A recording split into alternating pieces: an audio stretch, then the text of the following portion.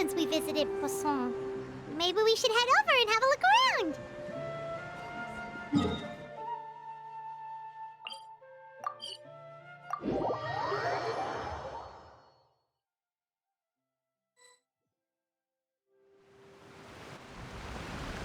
Hey, traveler, Paimon. Oh, Paimon knows that voice! Over here.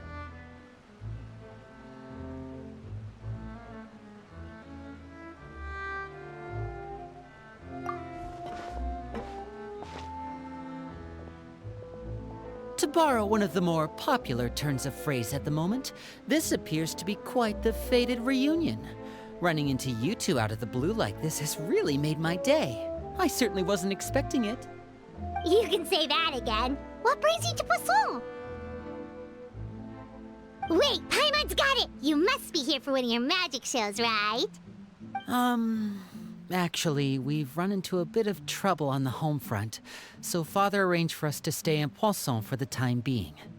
Oh, are Lynette and Fremine here too? Yep, along with most of the other members of the House of the Hearth.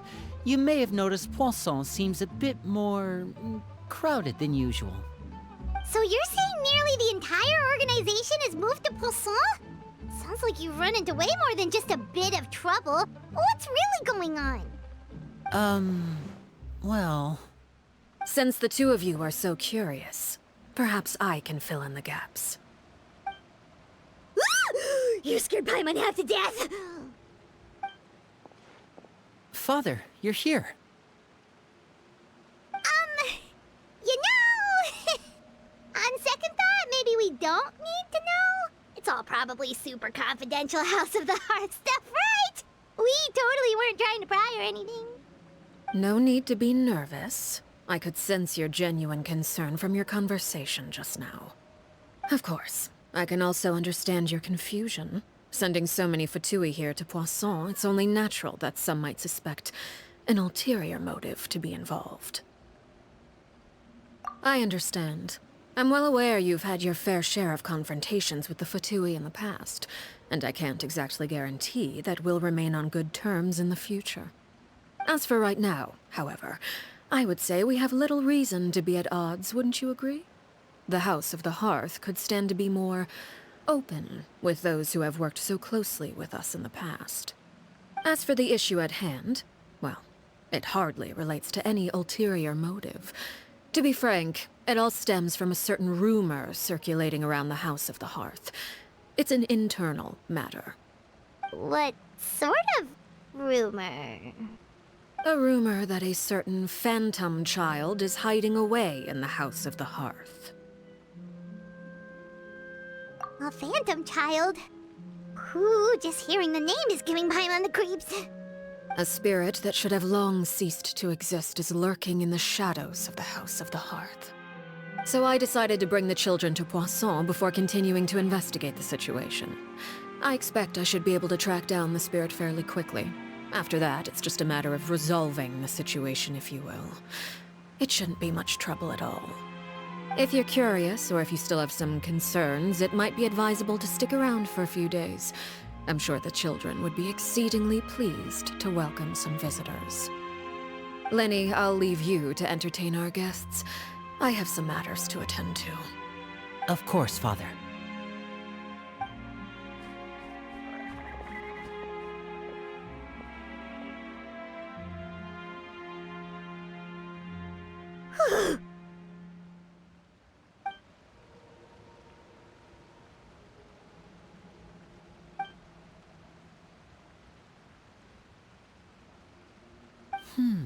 It has long been a dream of mine to invite you to our home and introduce you to my other siblings. You're quite well known in the organization already. A lot of people have been talking about you, especially after everything with the prophecy.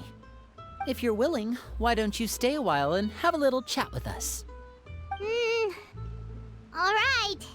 We don't have anything else to do right now anyway. But let's be clear, we're just gonna be there as guests, okay? Don't get any funny... Oh, wait a second. For your guests, that probably means we'll be treated to lots of yummy food, right? Of course. During our stay in Poisson, we've been helping out the locals with some fishing. We bring in quite the bounty every day. In fact, today is the perfect chance for me to show you what I can do in the kitchen. Let's go. I'll take you to where we're staying.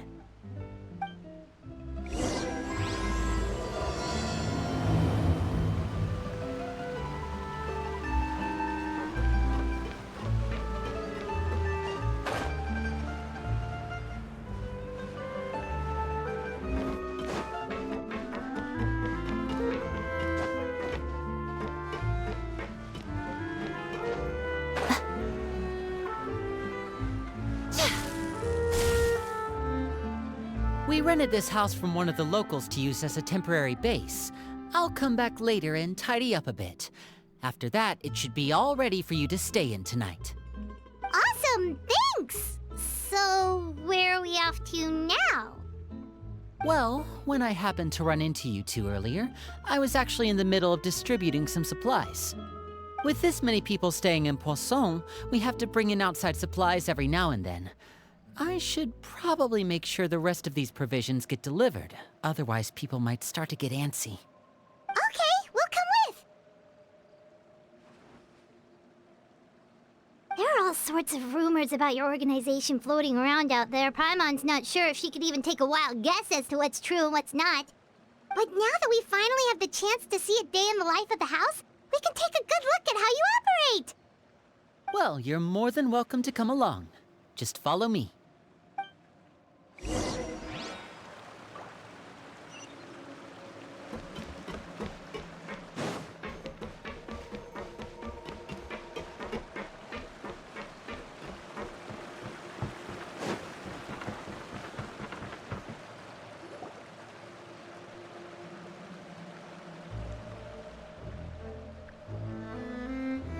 Linny! You're finally here. The supplies. I'm assuming you've... Brought them with me? Yep, here you go. Hello? Something caught your eye? It's the Traveler in Paimon! No way! Come here, everyone! Hurry! The Traveler and Paimon are here!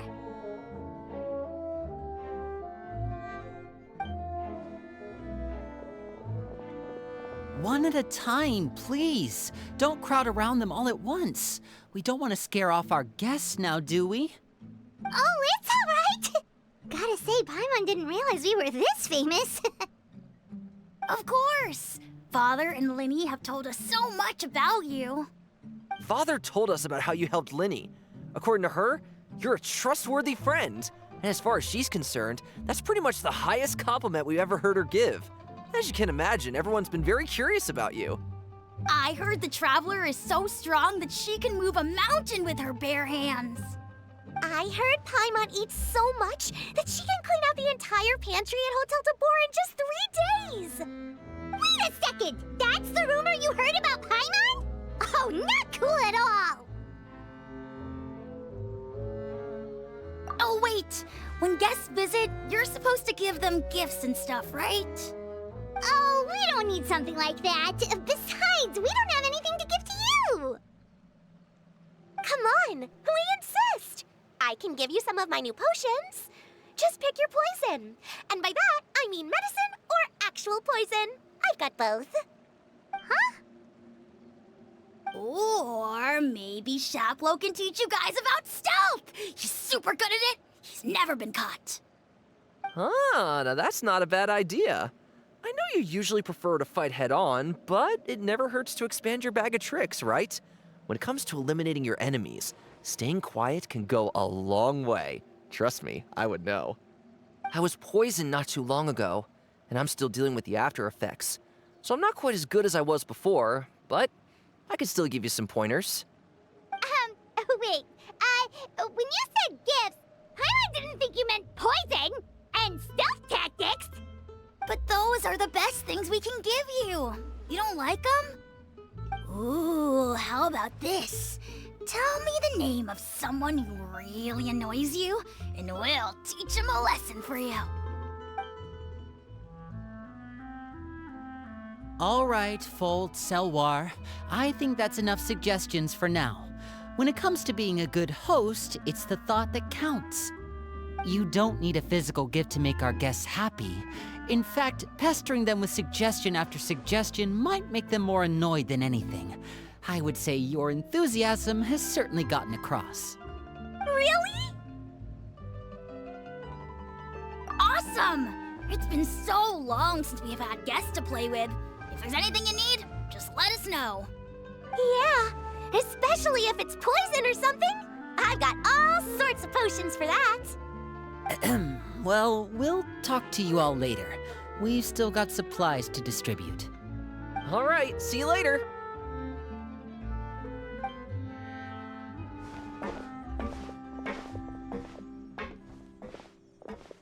Bye!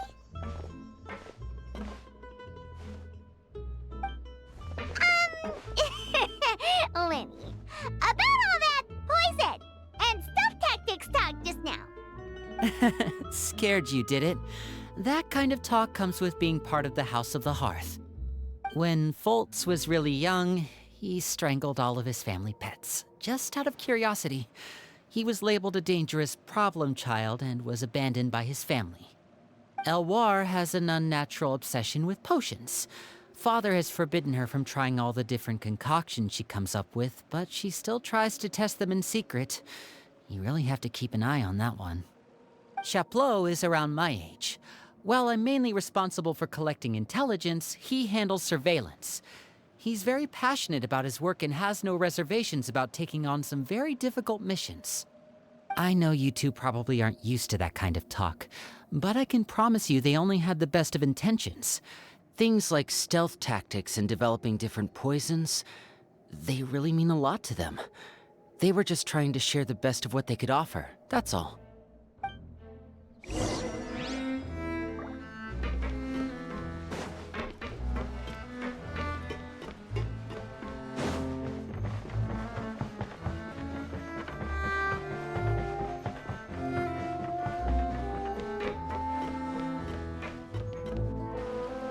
Filial, supplies are here. Thanks. And who are these two? Outsiders? Allow me to introduce you. This is the Traveler and Paimon. Oh, you're the famous duo I've been hearing so much about. It's nice to meet you. I heard you've traveled to all sorts of places. Is that true? Of course! We're making our way all across to that! Oh, good for you. You must be pretty familiar with Fontaine by now, then. Have you seen the new opera that started running recently? I think it's called... The 4,000 Thieves? Oh, this is the first we've heard of it. It seems like it's going to be fantastic. From what I've been able to tell from the posters, anyway. You should definitely check it out if you have the time. Oh, and there's The Blind Maiden, too. That one is supposed to have audience interaction. Seems pretty interesting. After this mission is over, I think I'll go get a manicure. Oh, maybe I should dye my hair. Wonder how much it'll cost. Is it just Paimon, or do these two seem much easier to get along with than the others? Looks like the House of the Hearth has some normal members after all. I heard that. Oh! Oops. I'm guessing you're referring to Foltz and the others? Yeah, we're definitely not all like them. I bet those crazies are practically foaming at the mouth right now. I'm sure they just can't wait to get back to Snezhnaya to carry out the plan. That's enough, Filial. Don't talk about family members behind their back, right? Whatever. Let's go. Guess this is goodbye then. If you ever have some time, we should go see the opera together.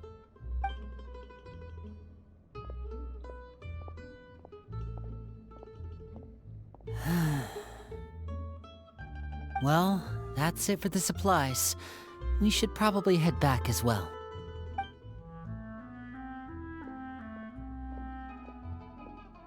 Well, they didn't seem too happy with each other. Seems like there could be something more going on here. You're right. We're only here as guests after all. Oh, Linny's getting super far ahead. Come on, let's catch up.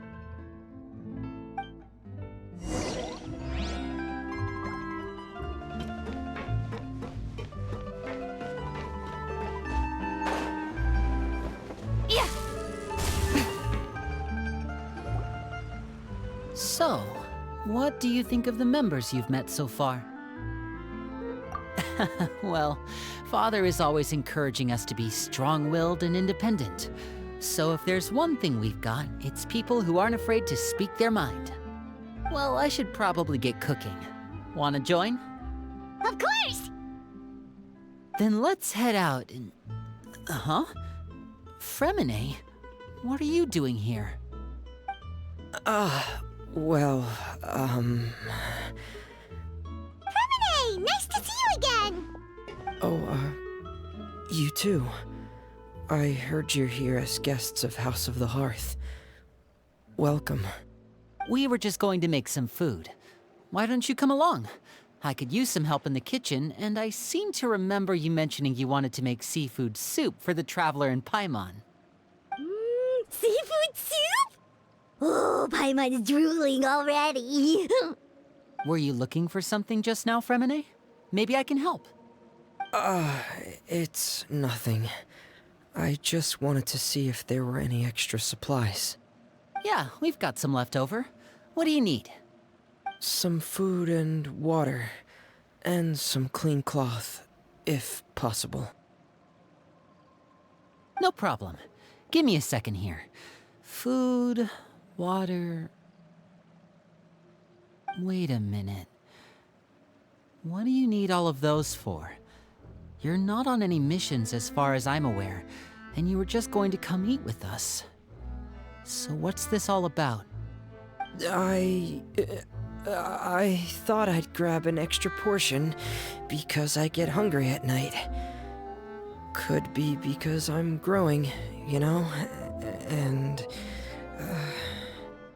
Fremine, you remember what I told you? You're not like me. Your lying skills still need some work. Tell me what's going on. Is it really bad enough that you have to keep it from your own brother? Maybe it'll be better if we gave them some space.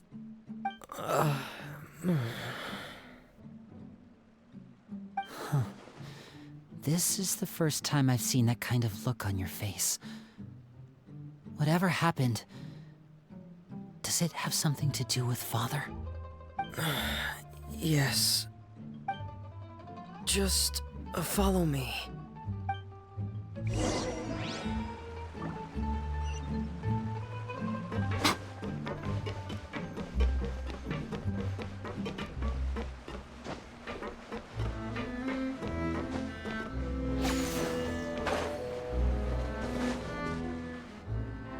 You're back! Oh, and you've brought some friends with you this time. Hello, my name's Linny. I grew up in the House of the Hearth. And you are? Hi, Linny. I'm also a child of the House of the Hearth, just like you. You can call me Clairvy. Clairvy? It's nice to meet you. Does that name ring any bells, Linny? No, not at all. That's not a name we have on our roster, I'm sure of it. What I'm not sure of, though, is how she managed to sneak in. She must be the phantom child Father's been searching for. From the looks of it, I'm guessing you were the one that found her, Fremine. You, haven't told Father, have you? No, I haven't told anyone. I've just been keeping her hidden. For how long? About half a month now. So ever since we got to Poisson, then. Do you have any idea what you're doing? I know what I'm doing. Really? 'Cause from where I'm standing, it looks like you're hiding the very person Father has been trying to find. If Father finds out about this, everyone involved is going to be punished. You know the rules of the house, Fremine. I know you do. Father doesn't tolerate any form of betrayal. So why are you doing this? I've thought it through. And I just can't hand her over like that. Linny, don't you remember last year? Sheplo nearly died after getting poisoned during that one mission. He wasn't able to get back before the poison started taking effect, and not a single person was there to help him. That night, while I was sleeping, I heard a voice telling me to go save him. I opened my eyes, but I couldn't find the source of the voice. I thought maybe I was just hearing things, but I went to look for him anyway. Luckily, I got there with enough time to save his life. That feeling of being haunted, of hearing voices, it's happened many times in the House of the Hearth. I'm sure you've noticed. So what you're saying is, that was her? She was the one who spoke to you that night? Unless there are other spirits roaming around the House of the Hearth, I don't think there's any other possibility. If Clairvy were our enemy, it wouldn't matter whether she was a spirit or an actual child. I would have acted without a second thought, because that's what Father ordered us to do. But she's been living with us, helping us from the shadows all this time. I think that makes her family. I couldn't just hand her over to be dealt with. Not when there's so much we still don't know.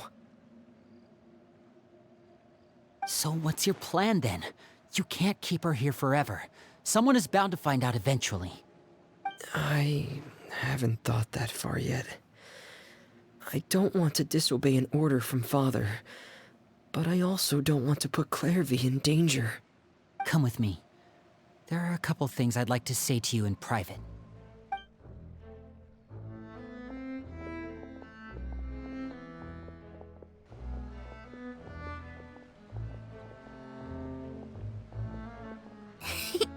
Those two sure care a lot about each other.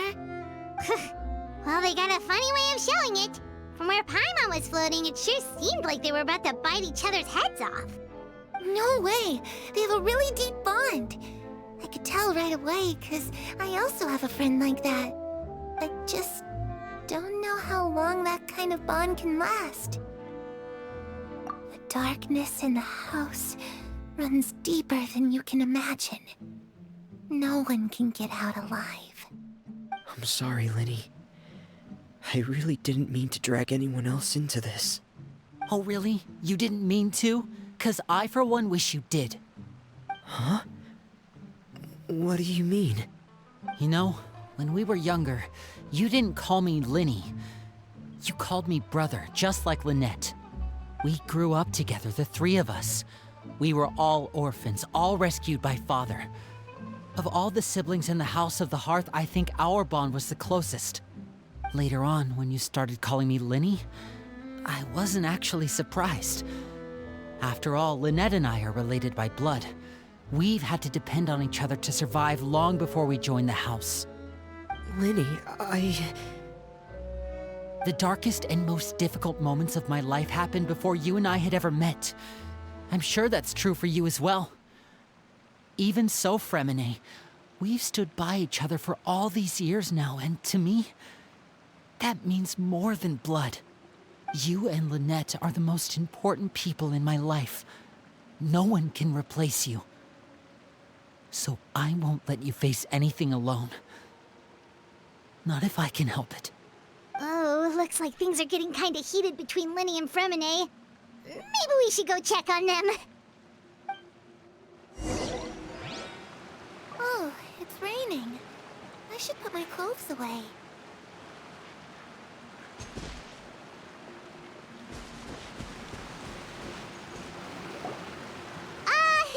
Hey, you two! Hope we aren't interrupting anything. Like a fight, or... Oh, wait a minute, Fremine. You're not crying, are you? Is everything alright?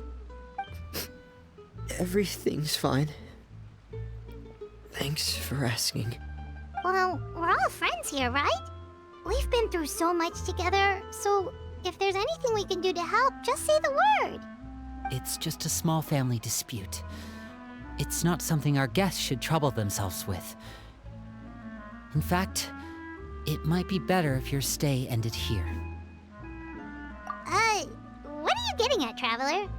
When guests are around, families are often on their best behavior. And any disputes are less likely to escalate. That's what you're trying to say, isn't it? I just... Thank you. I was really hoping to keep you out of it. But even if I could think of some other reason to turn you away, I'm not sure I could convince you. I know things could turn dangerous, so I promise you this. From now on, I'll protect you like my life depends on it. Me too. Well, back to the matter at hand then. If we don't plan on handing Clairvy over to Father, then our only other option is to solve the mystery of her identity before Father is able to track her down. That means finding out where she came from and what she's doing here.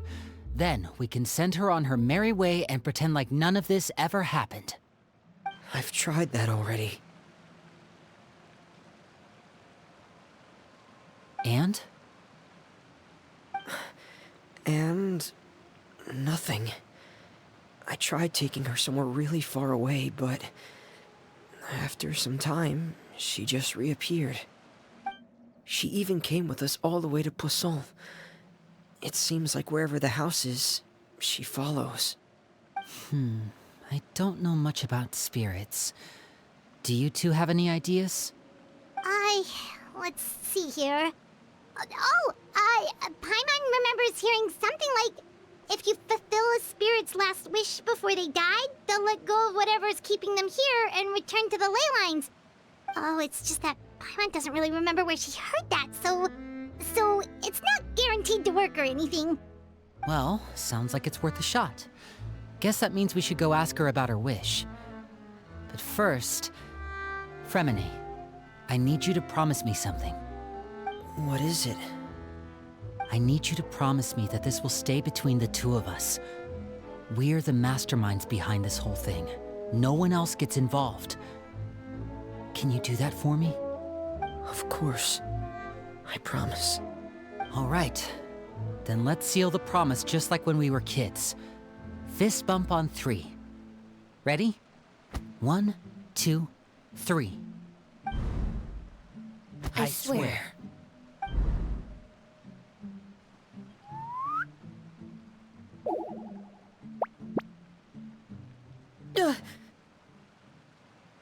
Whoa! Lynette! But what a surprise! What brings you here, dear sister? And, when exactly did you get here?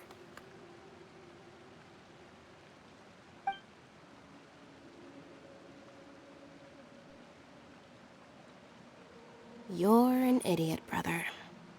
And you too, Fremine.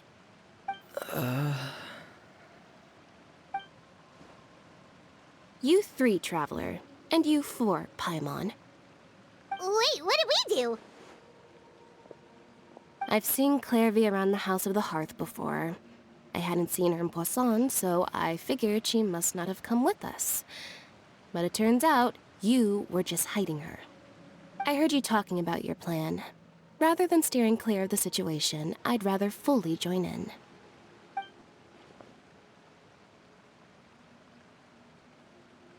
If you don't agree, I'll have no choice but to report everything back to Father. Simple as that. You're not giving us much wiggle room here, Lynette. Well, I guess we're all in this together then. After we talk to Clairvy, we'll figure out our next move. There's no time to lose. Let's go.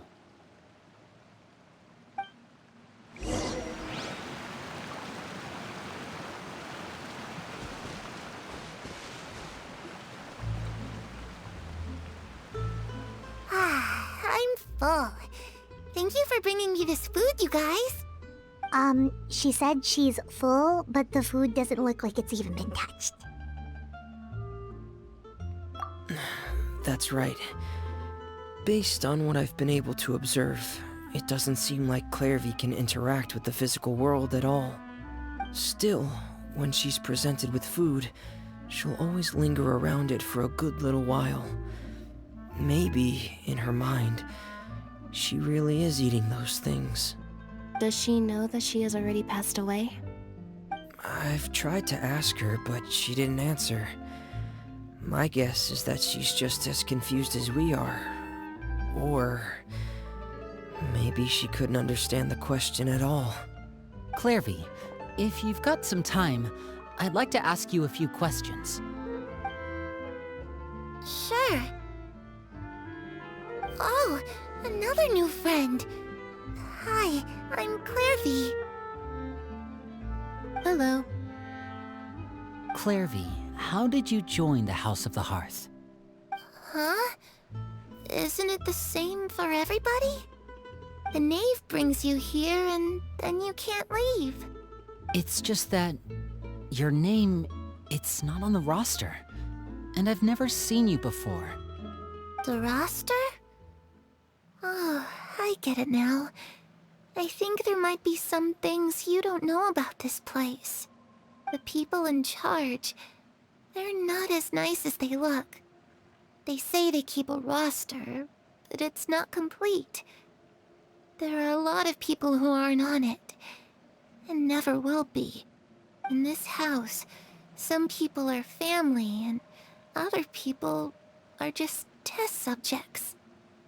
Those kinds of people aren't ever going to get a place on the roster, unless it's the roster of people who've been executed. Wait, does that mean the knave... She... Is there anyone that can vouch for you? Perry, she's my best friend. She's the only one I trust in this place. Have either of you heard of that name before? No. Me neither. Clairvy, Perry. Neither of those names are on the roster. But it seems like she's telling the truth. Either that, or this kid's already got a bag of tricks bigger than mine. Maybe we should try a different approach. Clairvy, do you have a wish? A wish? It can be anything you want. Just imagine. It's your birthday, you're blowing out the candles, and your wish is...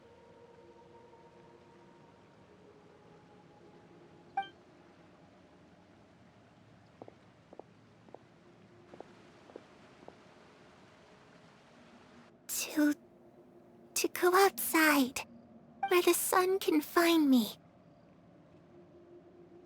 That's... it? Well, that sounds easy enough. The darkness in the house runs deeper than you can imagine. No one can get out alive.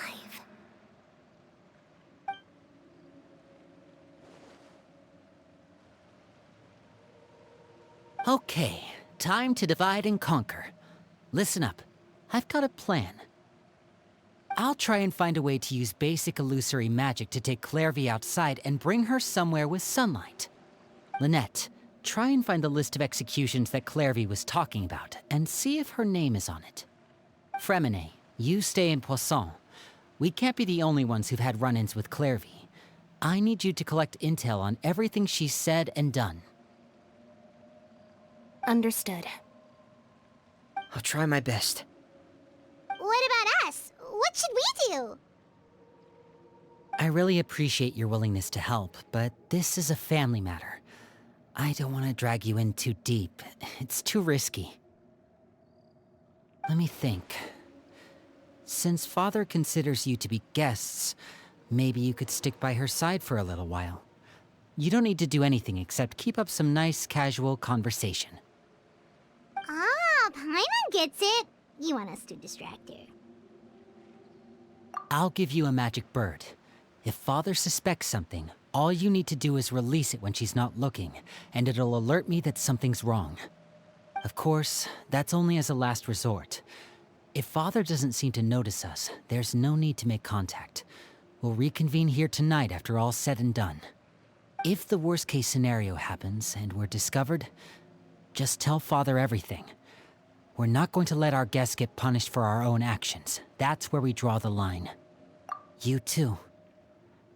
Okay, this is where we part. Father should be at the beach nearby.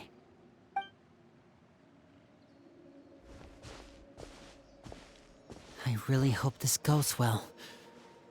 No, it has to go well. That's the only way this can get resolved.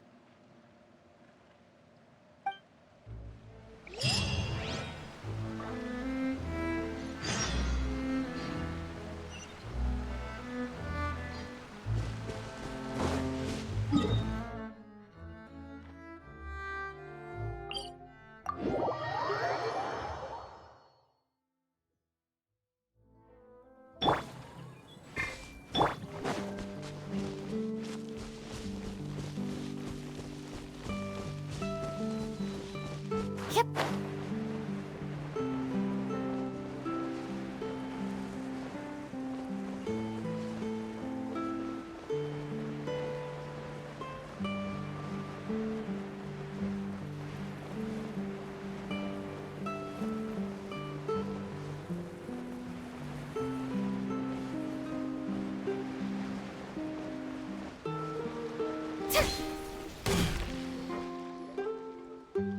It's the knave and child. Hey, aren't you supposed to be in Snezhnaya recuperating? What are you still doing in Fontaine? Oh, it's you two. I didn't expect to run into you here. I was unconscious for quite a while after the fight in the Primordial Sea. After I woke up, I realized I was being taken back to Snezhnaya, and well, I couldn't have that now, could I? Not when I've still got unfinished business here in Fontaine. So, I mustered up all my strength and made the journey back on my own. What sort of unfinished business are we talking here? It has to do with Skirk, my master. I really wanted to meet up with her, but by the time I got back, she had already left. I still have so many questions for her. Without any other leads, all I could do was ask the knave to help me track her down. She must have left behind some traces from her time in Fontaine. Oh, okay, so have you found any clues? Unfortunately, no. While the House of the Hearth is adept at collecting all manner of intelligence, certain existences can still manage to escape our purview. Basically, unless Master feels there's a need to meet with me, she's not going to be found. But that problem has an easy fix. I just need to become stronger, and then... Paimon thinks you should focus on getting better first. The worst of it is over. It's all thanks to that one kid from the House of the Hearth. Elwar, I think her name was. She gave me a bunch of random potions to drink. They didn't go down easy, let me tell you. Pain and chills all over. But they really did help speed up my recovery. And that's good, because it looks like I really do have to head back this time. The old man's been putting the pressure on me. He sent someone to tell me I'm needed for some sort of project. Project Stuja? Yeah, that's the one. I heard Regrader's involved too. I'm not looking forward to having to listen to all his monologuing, that's for sure. Hey, maybe you could think of a way for me to stay in Fontaine for a little longer. Helping Linny and the others brush up on their fighting skills would be far more interesting. If you and I could spar, that would be even better. I've been waiting for a chance to see you go all out. And what a sweet little daydream that is. But I also have a role to play in all this. I'll be leaving Fontaine shortly as well. Besides, considering how little they see fit to step outside the homeland, being called on to return to Snezhnaya by such illustrious dignitaries, what a great honor. Wouldn't you agree? One I could do without, I'd say. Is it just Paimon? Or does it kind of seem like they're... So, dear guests of the House of the Hearth, to what do I owe the visit? Well, we just... we're super close to Linny and the others, but we still don't know much about you. Is that so? Introductions have already been made, have they not? Oh, well, you see, there's only so much you can learn about someone from a short introduction. At least tell us something a little extra, like, why do you call yourself father? Huh, good question. I'd also like to know.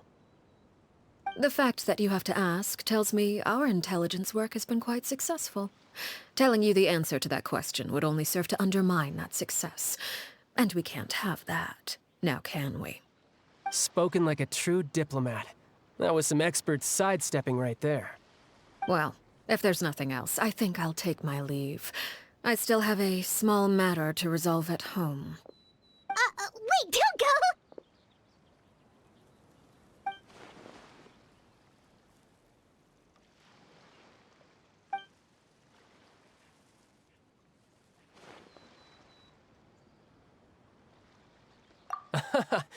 I'd also like to hear the answer to this. I've met some of the members of your organization, and they all seemed like really good kids. They actually reminded me of Tonya and Tusser. Which, by the way, if you ever betray them, I'm just letting you know, I won't let you off easy. And why would I betray them? Well, you've already betrayed the House of the Hearth once, haven't you? At least, that's what I heard.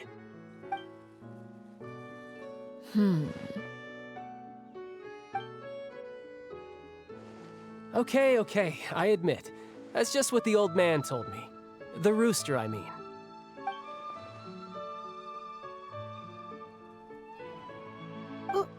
Wait, did you really do something bad to those kids? Never mind what I've done. I'm more curious as to what the mighty rooster had to say. Care to enlighten me? Ah, well, nothing much. Just some stuff about you taking out many other members of the House of the Hearth, and even going so far to attack your own family. I see. Huh. Based on your reaction, I'm guessing it's all a bunch of lies. Hardly. I don't appreciate his particular turns of phrase, but I suppose he didn't say anything untrue.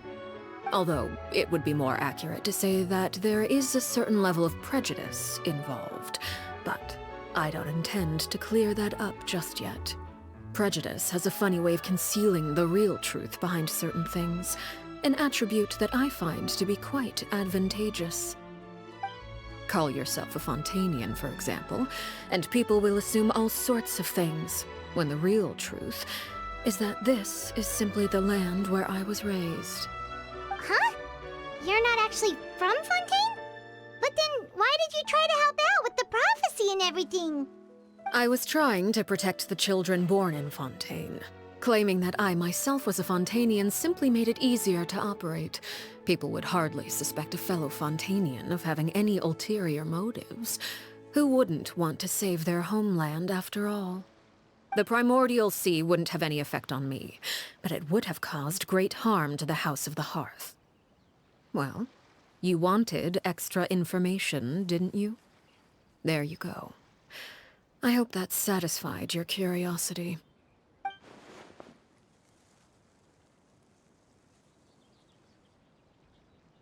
So, you stayed in Fontaine for the kids. I guess I was wrong to believe you'd betray them. Apologies. Looks like I was holding on to some prejudices myself. Good. Like I said, I like it when others have misconceptions of me. Actually, while I was recuperating at the House of the Hearth, there was something else that really caught my attention. I heard that members always resolve disputes and arguments with a friendly spar, and the loser has to back down. Seems pretty cool if you ask me. Would also give them plenty of opportunities to hone their skills. Well, that's only a recent development. In the past, such spars weren't nearly so friendly. The losing party would lose everything, including their life. They were that high stakes? Whew, at least that's not a thing anymore. Well, the current atmosphere's not half bad. I'm a bit jealous, actually. You've got so many family members around you, and you even get to live with them. Having a lot of family around means dealing with a considerable amount of bickering and scheming. Once Tonya and Tusser enter their rebellious phase, I'm sure you'll understand. Just imagine. Tusser becomes obsessed with plucking out strands from the rooster's mustache, or Tonya decides to dye her hair 42 different colors. Okay. I get the picture.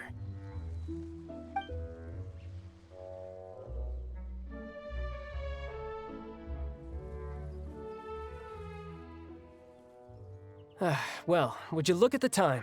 I should probably get going. Traveler, Paimon, I'm not sure where our paths will cross next, but the next time we run into each other, we should definitely try and find some time to spar. Again, maybe this is a conversation we can have when you look less like you're gonna keel over. All right. Well, thanks for everything, Arlecchino. No thanks necessary. You also played a part in obtaining the Gnosis. I would say we can call ourselves even. I like the sound of that. Well, I'm off. See you all some other time. We should probably get going too. Do you want to head back with us? Oh? You want me to leave so soon? Oh, well, you see, I'm rather enjoying the evening breeze. If you don't mind, I think I'll stick around for a bit. I have some things to think about. Apologies for not attending to you like a proper host. Please forgive this slight. I do hope you'll have a pleasant stay. We managed to keep her distracted until nightfall. Good thing Child was there to keep the conversation going. You don't think she suspected anything, do you? Oh, I wonder if Liddy ran into any issues. Let's hurry back and see how everything went.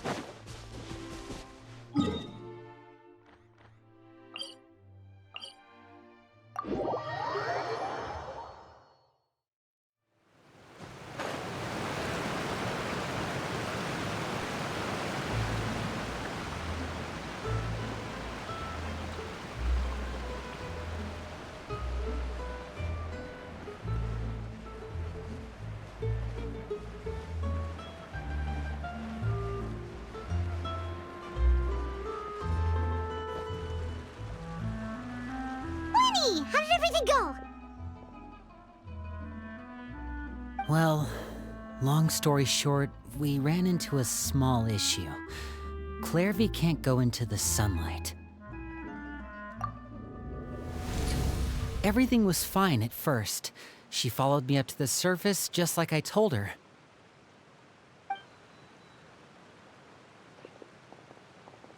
But as I led her out of the shadows and into the sunlight, she vanished.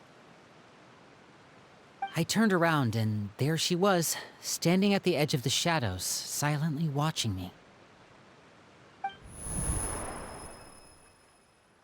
Huh.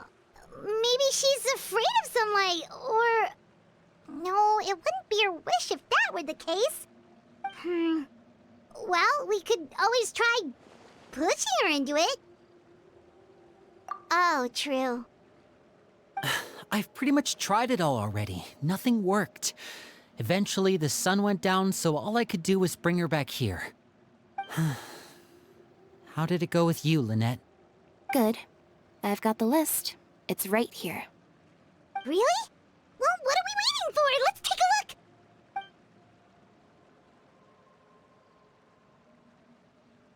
Oh, that's a lot of pages. Oh, it's gonna take forever to get through it all. We can each take a section. Here. La Pouillade, l'endroit, Chambel, horaire.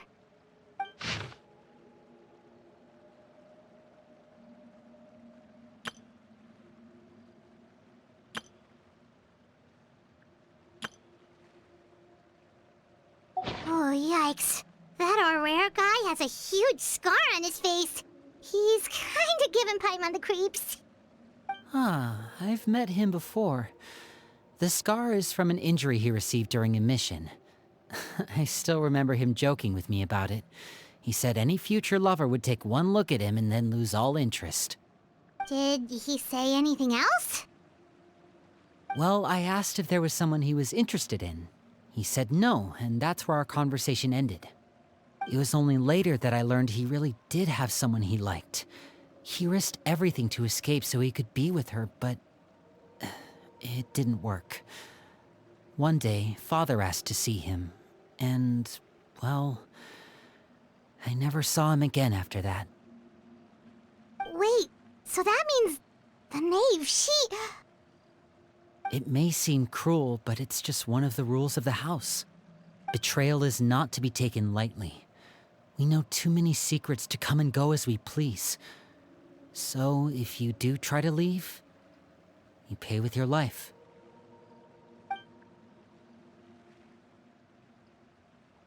Her name's not here, huh?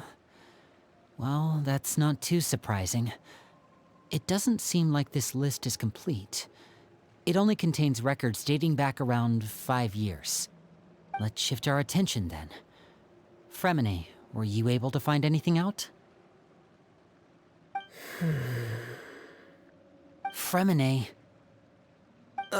Sorry. I was thinking about something. I managed to talk to quite a few people, but I couldn't help but notice that the atmosphere in the house was a little strange. Strange? Yeah, I mean, I know there have been arguments in the past, times when people haven't gotten along.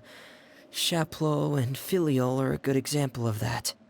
Oh, those are two of the people that we met while delivering supplies. Paimon can see how they might not get along. They had very different vibes, and their, interests seem to be pretty different as well. That's to be expected, actually. Father brought us all here, shared her knowledge with us, taught us how to fight. That's one thing we all share. But that's also where the similarities end. Not all of us feel the same desire to stay here. As members of the House of the Hearth, we're also considered part of the Fatui. And to a lot of people, that's an identity they never asked for. Certain members get older and realize they want something else for themselves. But considering the rules of the house, most people would never say that out loud. People like Chaplot and Foltz are loyal to Father and her vision. They're proud to be part of the Fatui. Filiol and Nantoy, on the other hand, well, they aren't quite as enthusiastic. These kinds of conflicts have always been there. It's not like Father is in the dark about any of this. Well, that's true. But it just feels like things have gotten worse lately. Filiol and the others, it seemed like they were meeting in secret to talk about something. I can't say for sure, but I think they've met Clairvy. You think she's been inciting them to act out? No, not exactly.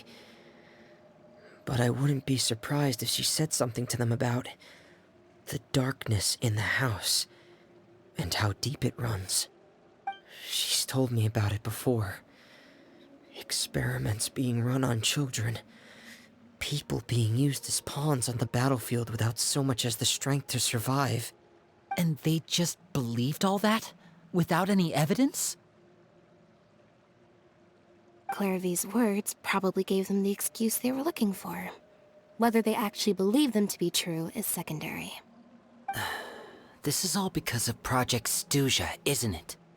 Whoa. Hold on a second.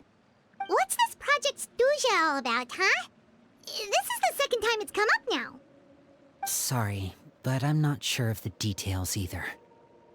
I only know what Father has told us, which is that it's something the Rooster and Regrader have been working on together. Apparently, it has to do with the Fatui's strategic plan for the future. Because the House of the Hearth was so successful in obtaining the Gnosis, we now have the honor of playing a key role in Project Stuja. Wait, but isn't that a good thing? Key role is just another way of saying dangerous role. To us, the whole thing is an inconvenience. Father thinks so too, but she's in no position to refuse. Their plan isn't exactly unreasonable, and they've been funneling the house a lot of funding. It's just that we'll lose a lot of members in the process. Participating in the plan, it's an honor in name only. What they're really trying to do is subdue us. The existence of an intelligence organization outside their control makes them feel uneasy.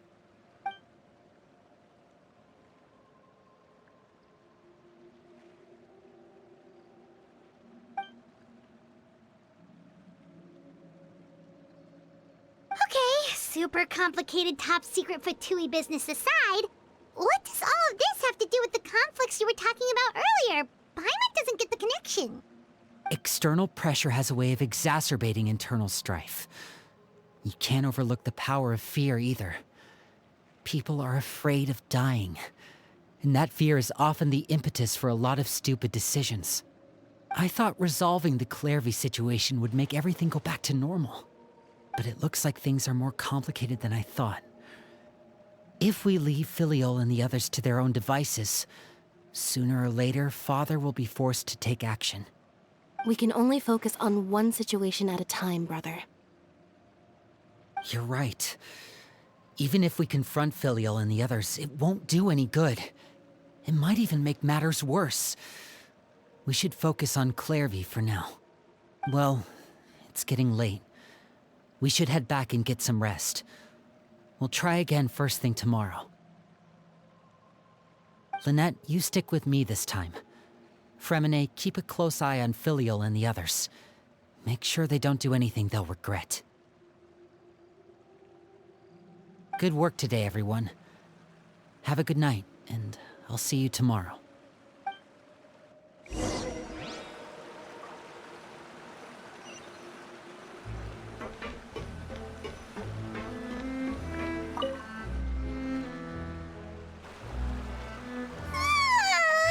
Oh, Paimon was looking forward to an early night, but she can't sleep at all. Hey, you don't think the knave will be too angry with Linny and everyone if she finds out about all this, do you? She's even scary when she smiles. If she were to actually get angry...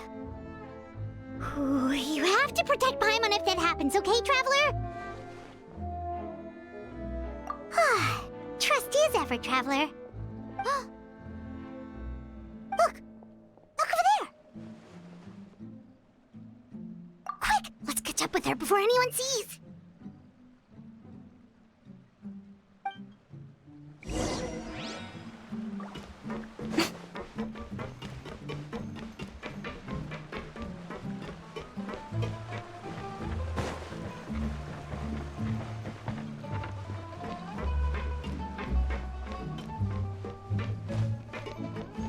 Over there!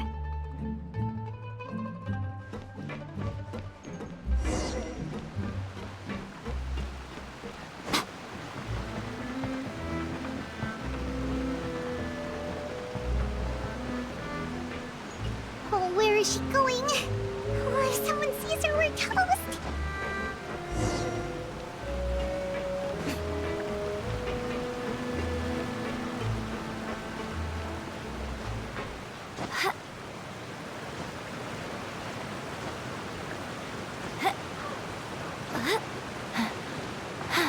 Oh, look!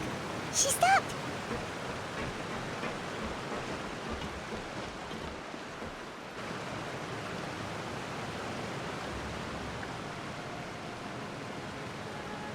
Clairvy! Shh. I opened the window while no one was looking. Look how pretty the outside is.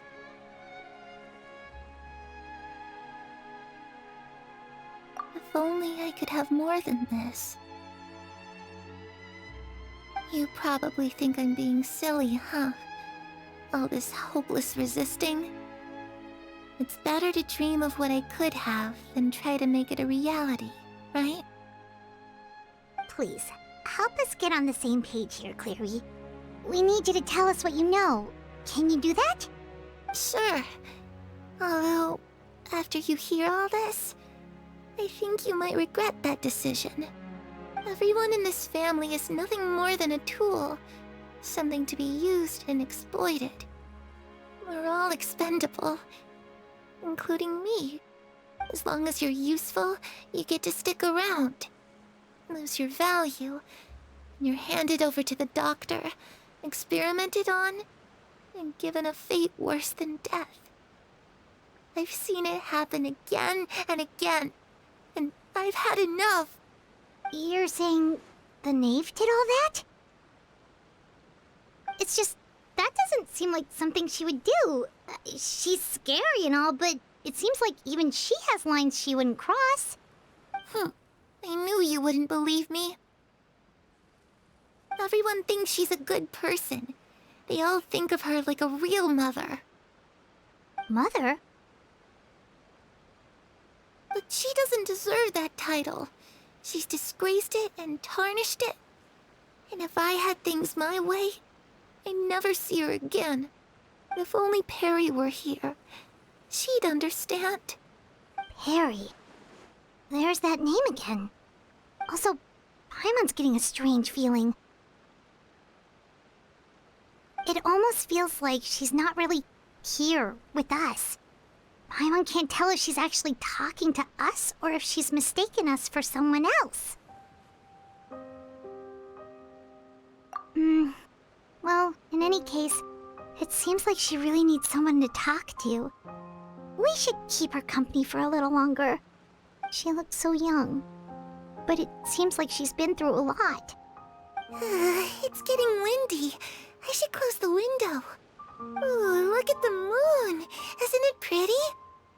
Hey, wanna hear a secret? I heard that if you look up at the night sky in Snezhnaya, you can see the aurora. It's supposed to be super pretty. Even prettier than the moon tonight. Perry and I promised each other that once we're older, we're gonna go see it together. But I can't find her. I'm worried she's also been... No, that wouldn't happen to her. She's special. Mother likes her a lot. We should really go talk to Mother, but we just fought. She doesn't want to see me, and I'm too scared to face her. What should I do?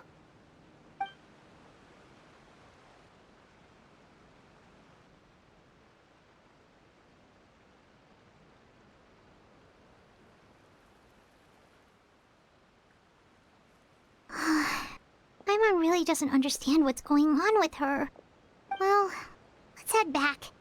We've got an early morning tomorrow.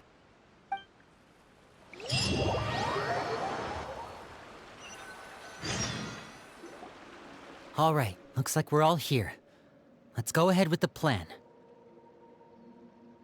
Oh? What is it? What makes you ask that? Well, we kinda ran into Clairvy last night, and that's what she told us. We met the doctor back in Sumeru. He's super dangerous, and he's done all sorts of bad things. It's possible that Father and the Doctor have had certain dealings, but I don't think Father would work with him. We're not really on the same side, so there's not a lot of trust between them. That doesn't exactly set the stage for a successful partnership. I did hear, though, that when Father first became a Harbinger, the Doctor offered to work with the House of the Hearth. Father rejected most of his proposals, except for one. It had to do with some sort of secret experiment. Secret experiment? Could that be what Clairvy was talking about? I don't think so. I don't know any details about the experiment itself, but I do know it's an entirely independent operation. The Doctor only proposed a direction for the research. That was the extent of his involvement. I still don't think that counts as working together. The details of the experiment are confidential, but complete records are kept on all participants. That doesn't seem to be the case with the situation Clairvy referred to. I know you don't agree with some of the Fatui's methods, and I'm not asking you to. But I am asking you to trust us on this. The House of the Hearth has its own principles. There are certain lines we're not willing to cross. Alright, that's good to hear at least. Clairvy seems to think the knave and the doctor worked together to do something horrible. If that turned out to be true, Paimon doesn't know how he would even face you guys. It's just that it doesn't seem like Clairvy is lying either. The easiest thing to do would be just ask the knave directly, but Paimon doesn't think she'd tell us. Father didn't come back last night. She's probably still near the shore. We'll be counting on you to distract her. Lynette, you're with me. Fremine, you know what to do. Be on your guard, everyone. All right, let's get to it.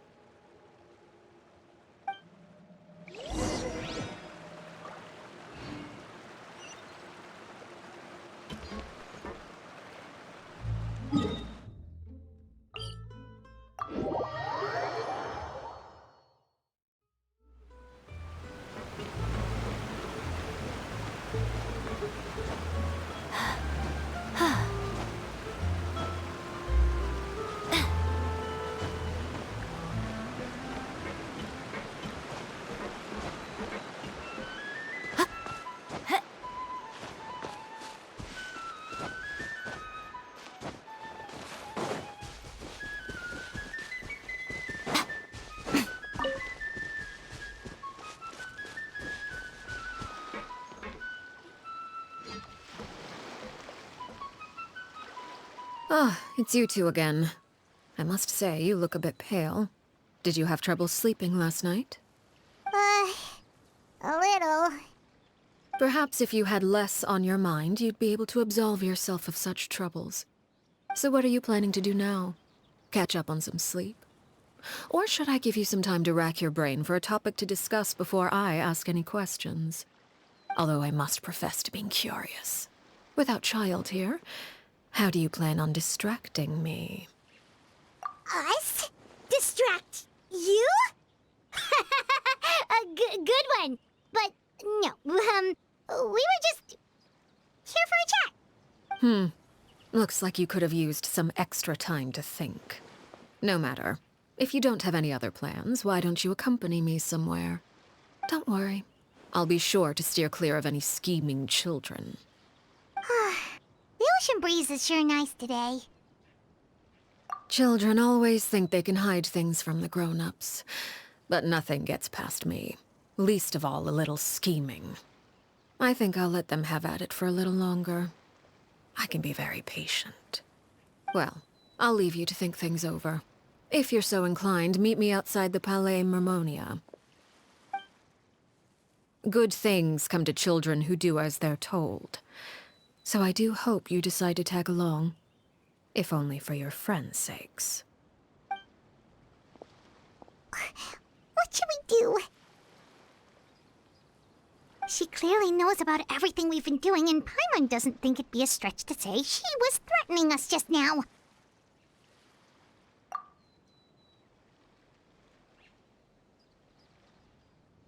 Oh, good idea. Hopefully he sees it in time. Well, we should probably head to the Palais Mermonia. Paimon doesn't want to find out what happens if we don't show up. Based on what the knave was saying just now, it sure didn't seem like it'd be anything good. Okay, then we probably shouldn't keep her waiting. It seems like Lynnie and the others are on thin ice, so let's do our best to not get them in any more trouble.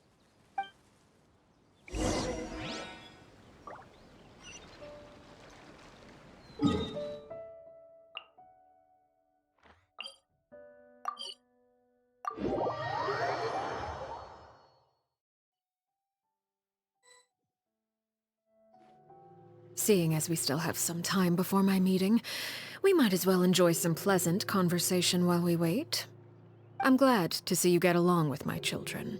Being surrounded by good companions is necessary for a child's development. You're not planning on doing anything to them, are you? I assume you're referring to Lynnie, Lynette, and Fremine. Although, there's that situation with Filial and Nentoy as well. It appears quite a few people have been acting out lately. No matter. I'm not one to discriminate. All those who betray the house meet the same fate. There are no exceptions. Does that mean you're going to kill them? Oh, are you here to beg for their lives? I'm sorry to disappoint, but the rules of the house change for no one.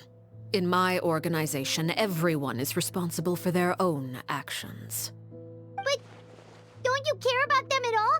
They really respect you. They even call you father. You must feel something for them. Any organization in which feelings come before principles is one destined for ruin. The House of the Hearth is hardly an exception. You could say our principles are more stringent than most. Perhaps I can offer you this consolation at least. As our guests, you two will not be held accountable along with them. I would imagine Linny, Lynette, and Fremine will be able to keep their lives. As for Filion and Toy and the others, I'm afraid there's little I can do. They can try to escape, but once you know our secrets, there's no getting out alive. But that's awful. Ah, you seem concerned.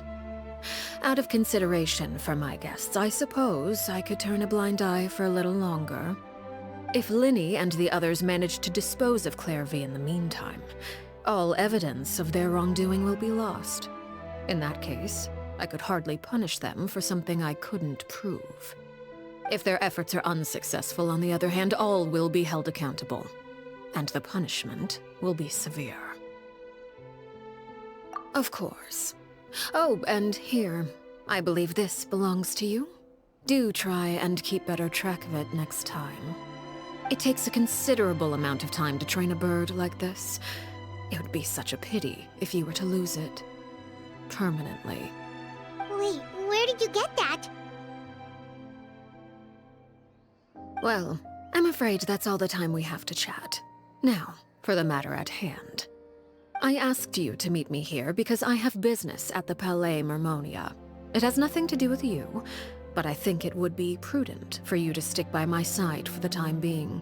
There will always be time later to run off and tell Linny what you've learned.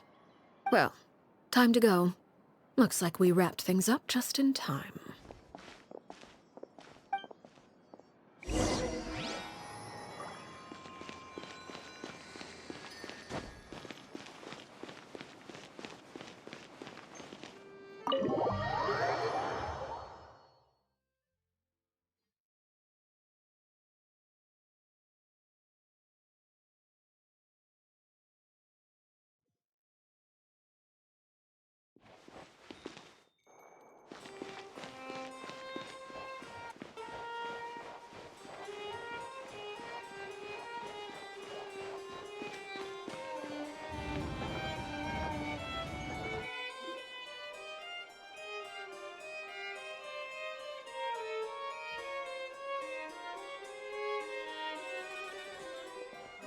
It's been a while, Monsieur Neuvillette. I must say, I wasn't expecting my meeting request to be approved quite so quickly. The Palais Mermonia operates with an efficiency worthy of admiration. It is only right that an esteemed diplomat such as yourself should be afforded the proper level of respect. Although, if I may speak plainly, I must confess that I did not anticipate we would have the occasion to meet again after presenting you with the Gnosis. I see you've brought the Traveler and Paimon with you as well. If I may inquire as to the purpose of your visit. I'll be departing Fontaine shortly. There is, however, an outstanding matter that I would like to see resolved before I go. It requires a rather lengthy explanation, I'm afraid. So I took the liberty of explaining everything in this proposal. Please review it at your leisure, Monsieur Neuvillette.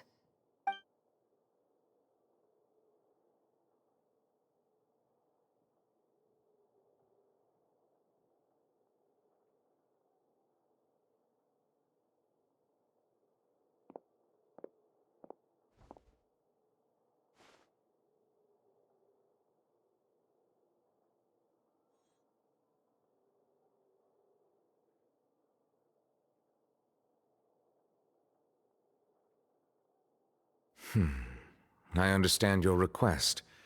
However, at the risk of causing offense, I must admit that I fail to see why you would wish for such a thing. I heard you have a certain fondness for water tasting, Monsieur Neuvillette, so allow me to use water as an analogy. A family is like a large body of water with countless rivers flowing in and out. As someone who watches over this system, I would hope that each river that flows from the source will eventually reach the ocean. Of course, objectively speaking, I know this is impossible.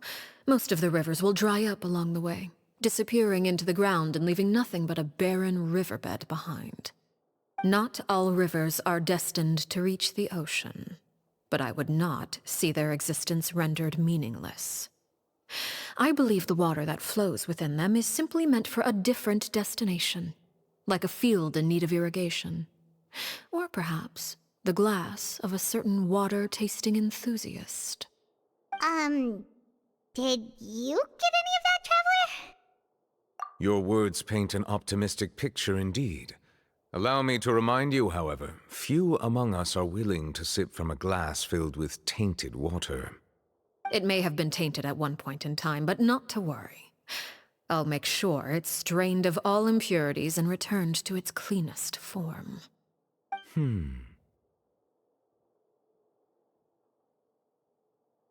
I seem to recall there being a transactional aspect to your proposal. Perhaps you could expound on that? If you accept my proposal, Monsieur Neuvillette, I will gradually withdraw my forces from Fontaine. And, unless absolutely necessary, I will no longer carry out any special missions within Fontaine. I presume I can take your words to mean that, in the future, cases similar to the Tartuffe assassination will cease to cross my desk? Tartuffe? Ah, that thief who embezzled funds from all those charities, you mean? My deepest condolences to his family, but without any evidence, I cannot imagine how the House of the Hearth might have been involved in his passing. Of course, if you accept my proposal, Monsieur Neuvillette, I'm sure certain measures could be taken to reduce the frequency of such troubles. You choose your words carefully indeed. In that case, I am inclined to accept your proposal. My thanks for your generosity, Monsieur Neuvillette. Well, with that settled, we should be going now. I took the liberty of bringing along 2 bottles of spring water from Snezhnaya for you to enjoy. I do hope I get the chance to hear your impressions. Perhaps at our next meeting, yes? Indeed. I trust you would not overlook your commitment in the meantime. All right, Traveler Paimon. Time to go.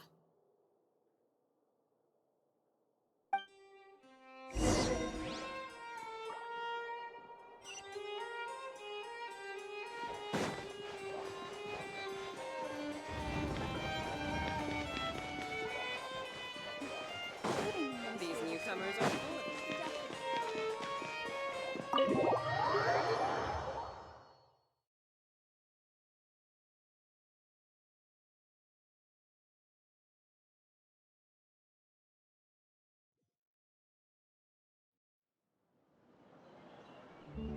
So, what exactly were you talking about back there?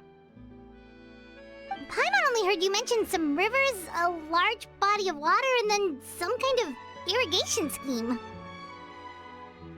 You really want to know? I would imagine there might be more pressing concerns at the moment. Winnie, Paimon really hopes everything's going okay.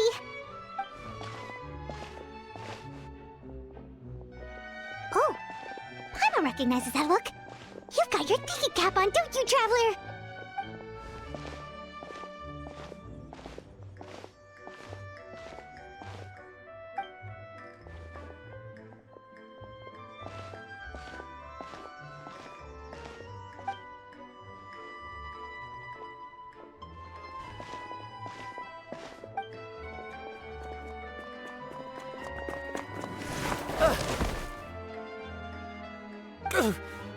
Oh, shoot. Are you alright? Oh, jeez. I'm so sorry. I was so focused on selling these papers, I wasn't looking where I was going. Well, let me make it up to you at least. Here, take this paper. On the house.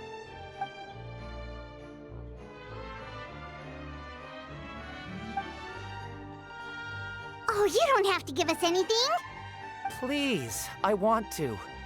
It's not like I'm short on supply. All the extras will be useless come tomorrow anyway. It's my fault, really. I was just trying to bring home some extra mora for the family, but I bit off more than I can chew. I haven't had many takers today, so I'm still swimming in papers. What's going on here? Nothing much. I just ran into your friend here on accident. I should probably get going, actually, so... Hold on.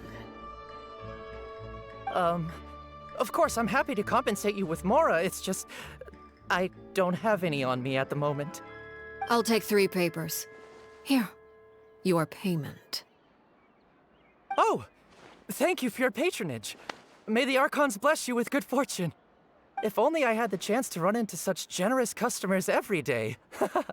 I should probably just take on a smaller inventory though, right? I'm getting married soon, so sometimes it's hard to not get ahead of myself. Anyway, I should head out. Goodbye! Well, now that my affairs are settled, we should take the boat back to Poisson. We've even acquired some light reading to enjoy along the way. Actually, why don't we stick around for a little longer? Paimon just realized how hungry she is. She can't head back to Poisson on an empty stomach.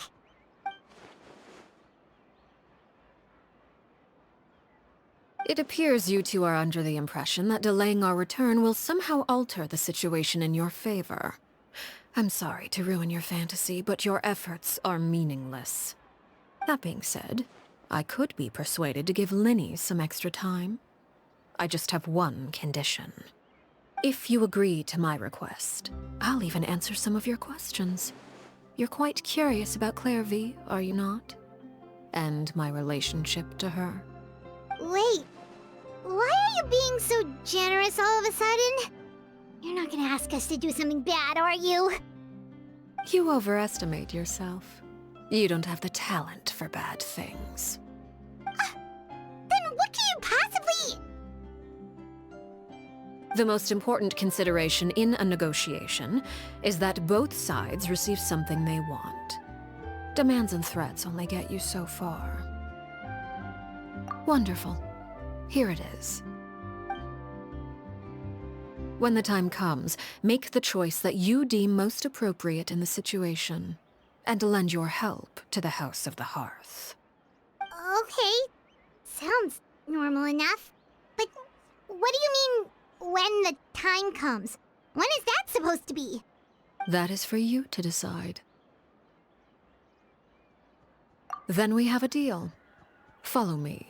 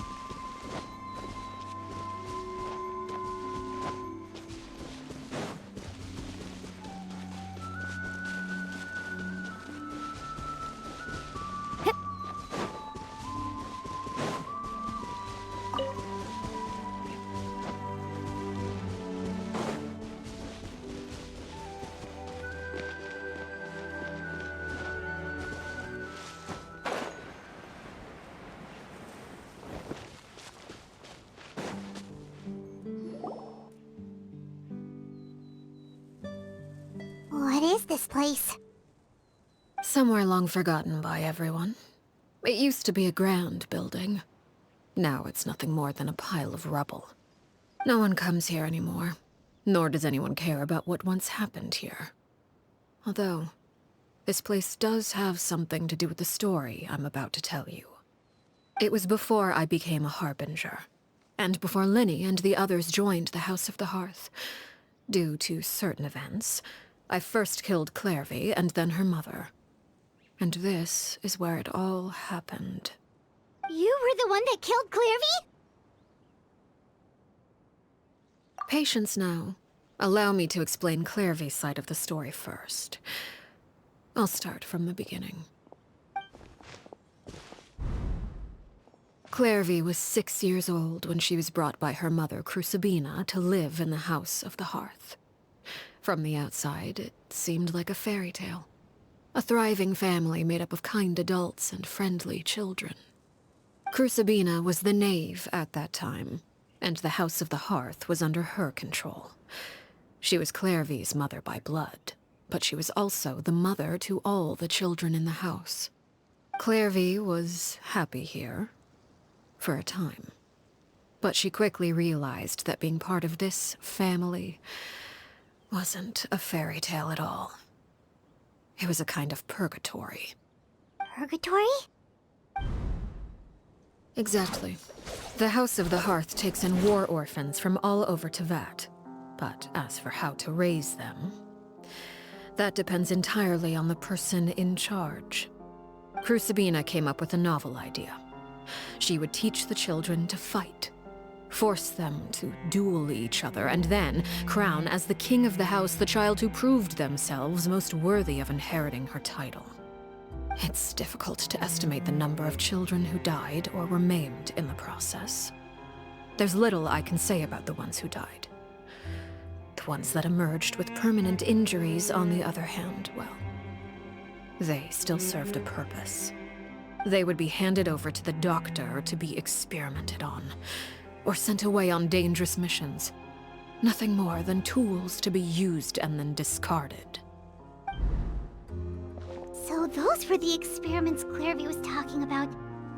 But what actually happened to her? You said that Clairvy was Crucibina's daughter, so if Clairvy tried to convince her to stop what she was doing, Crucibina probably would have listened, right? Despite being Clairvy's mother, Crucibina cared little for her daughter. She forced Clairvy to join the House of the Hearth only as a means to demonstrate her own impartiality as a mother, to prove that she treated all her children equally. Clairvy did try to convince her mother to change her ways, but it was to no avail. After her efforts failed, the only other option was to rise up and try to fight back. Unfortunately, the other children had already been thoroughly indoctrinated into the illusion of happiness Crucibina had created. Of course, there was one exception. Someone Clairvy's age who knew the truth about the House of the Hearth. Her name was Peruere. Wait, the friend that Clairvy mentioned? Friend, huh? I suppose we can call her that for now. Clairvy was a cheerful and passionate person with a tenacious spirit. Peruere, on the other hand, was rather cold-blooded. Her cold-blooded nature allowed her to see through Crucibina's facade. Yet, it was also this cold-bloodedness that prevented her from acting against it. At least at first. While Clairvy longed for freedom, Peruere was convinced that, amid all the fighting and violence, she would make it until the end. Despite their differences, the two became fast friends, united by their knowledge of the truth. Clairvy told Peruere that she hoped to create a real family, where no one would be killed or sacrificed. There may have been a certain naivete to her ideas, but Clairvy proved her determination many times over. She tried countless times to run away, ask for help, or expose the truth. But her efforts only earned her beating after beating. The only thing that kept her going was her strength of will. Even with her body racked with pain, she would still stand on her tiptoes and open the window at night. She and Peruere would look out at the moon together, a fierce longing for freedom shining in her eyes. But one day that light simply vanished. Oh no. What happened? Her hopelessness resulted from a culmination of things. 10 years had passed.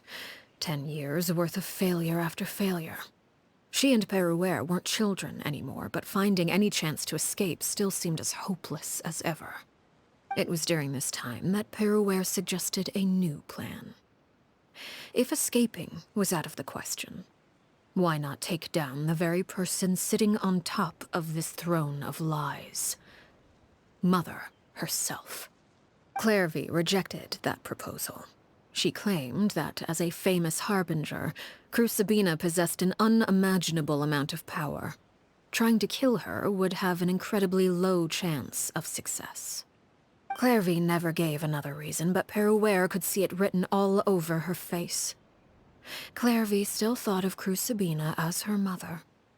Killing her own flesh and blood was a line she couldn't bring herself to cross. If she couldn't escape and fight back, then only one option remained. Precisely. Death was the only way that she felt she could be free. It happened during a duel.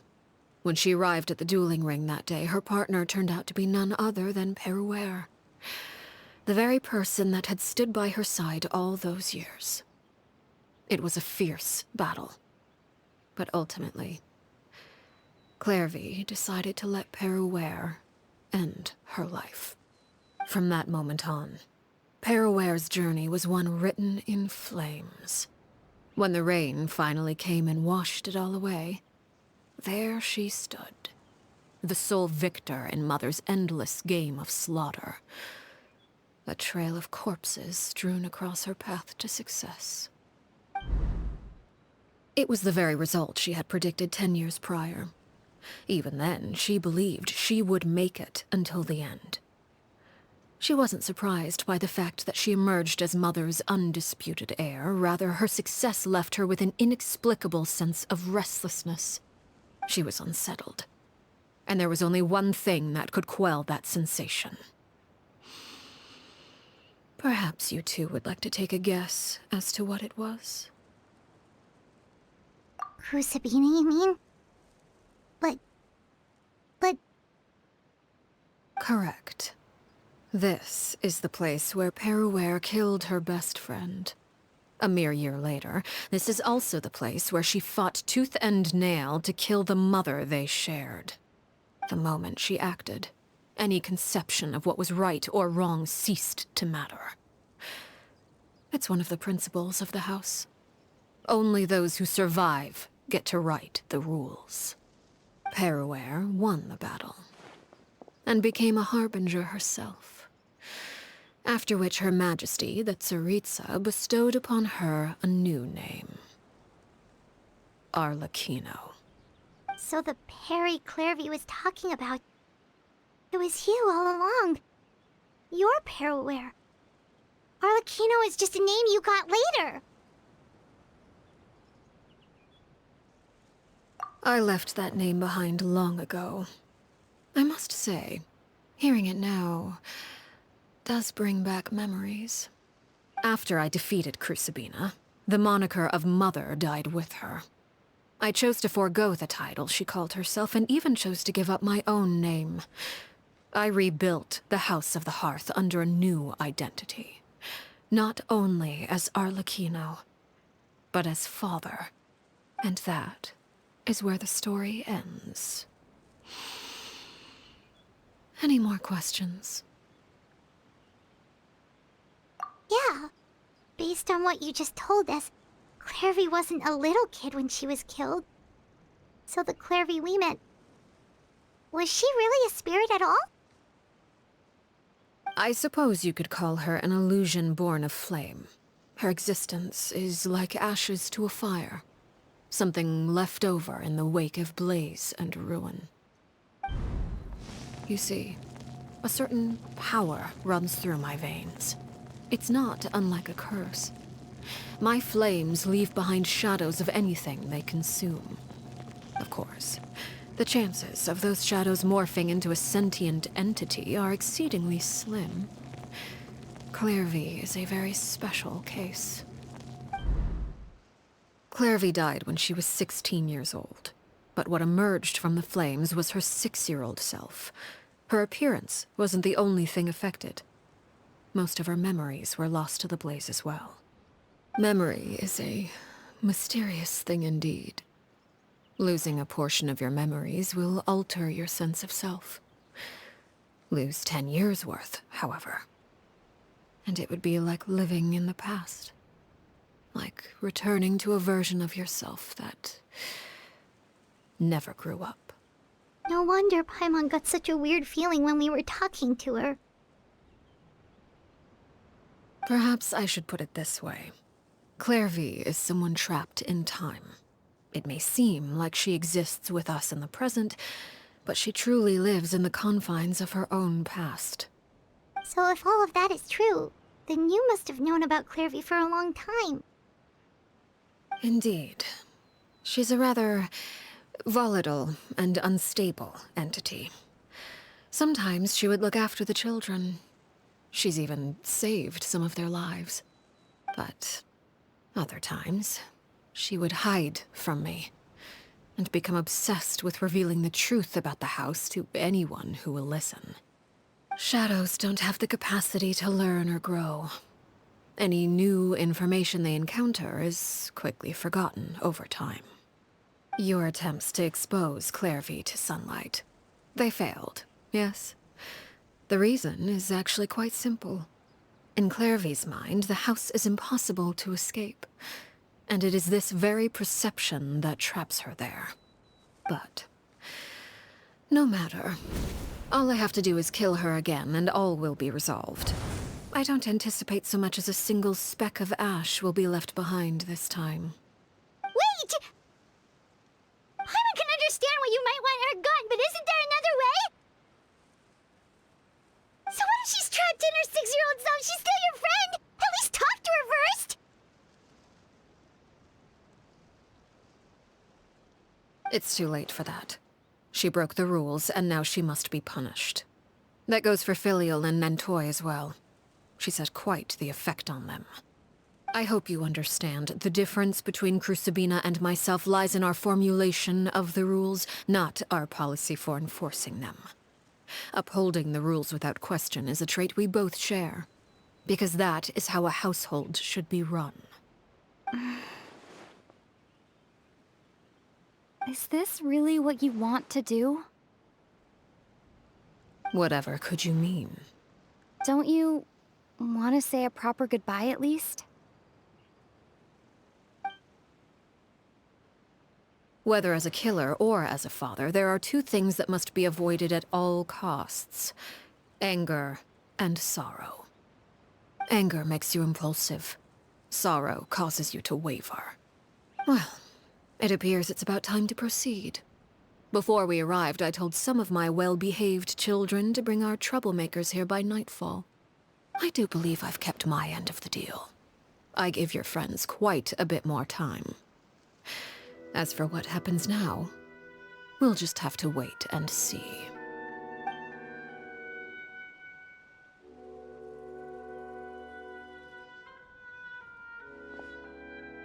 Here they are, Father. You gonna execute him?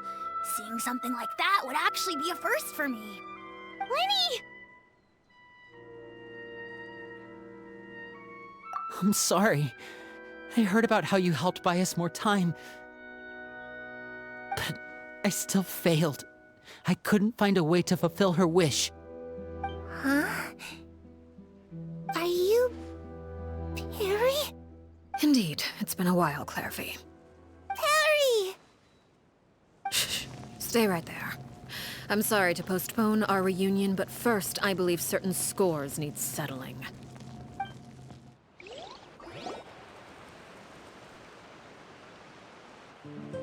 Father, let me explain. Out of my way. Father! You chose to conceal a threat to the house. And for that, you must be punished. Overall, however, I suppose your wrongdoing is hardly the most egregious of the bunch, so I'll deal with your punishments later. As for right now, the more pressing concerns are the traitors among us. By traitors? Do you mean us? Father, let me explain. We didn't mean to... Fultz, why don't you share what you heard? Yes, Father. Secret Midnight Meeting number 3. Participants, Filial, Nantoi, Sato, Toddy. Nantoi clearly said, if only Father wasn't the one who took us in. Sato added, I'm sick of this life. I just want to live as a normal person. Filial was the worst of them all. She called us crazies and said a bunch of mean things about Father. I did not! You're lying! Fultz is trying to frame us. It's not like I'm the only one who heard those things. After that, you and Toddy and a bunch of other people started talking about Clairvy. You were using all those things Clairvy brought up as an excuse to question Father. We're birds locked in a cage. The only way out is to destroy it. That's what you said, wasn't it? You little. You just want me gone, don't you? What did I ever do to you, huh? And you, Sheplo, have you forgotten who stood by your sickbed, watched over you, and changed your dressings? Come on, let's hear it then. What's your reason for all this?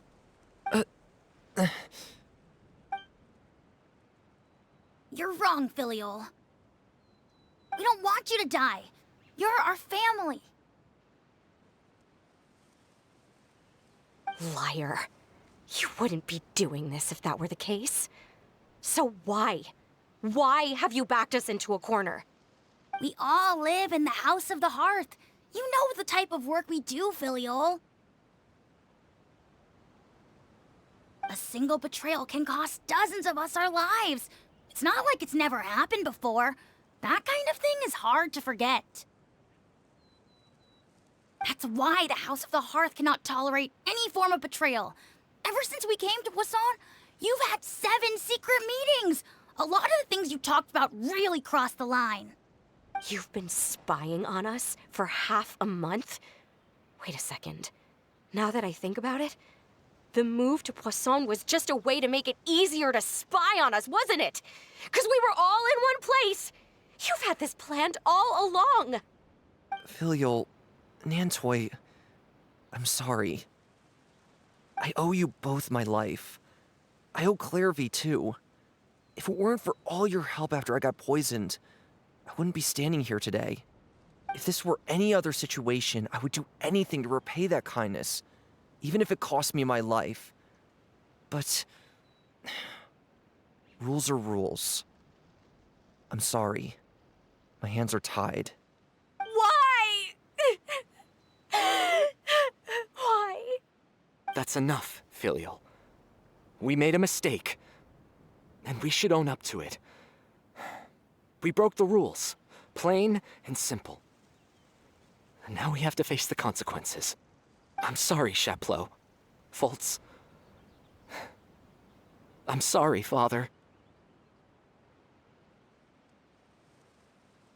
We accept our punishment.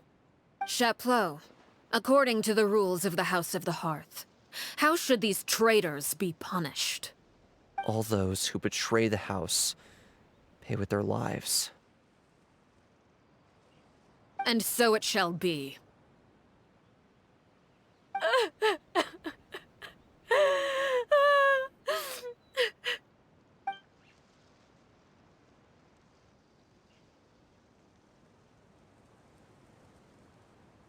Father, please wait!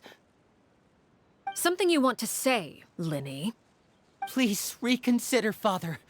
What Filial and the others did, does it really count as betrayal? We all come from broken families. From the very first day we joined the House of the Hearth, we wanted nothing more than to make it a real home. But the truth is, none of us know what a real home should look like.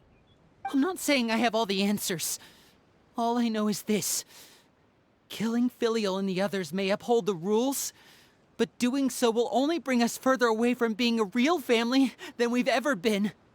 So please, Father, please, reconsider. I agree with Linny. Father, please. Linny, you...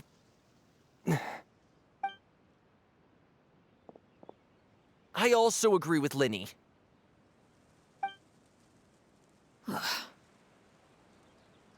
An order once given cannot be rescinded.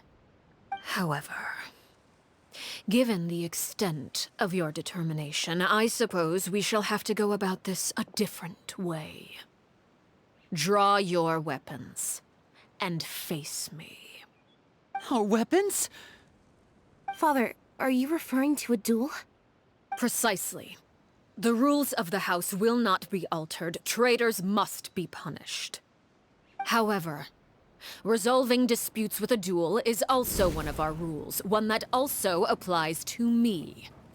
Demonstrate a sufficient showing of strength, and I shall offer a concession.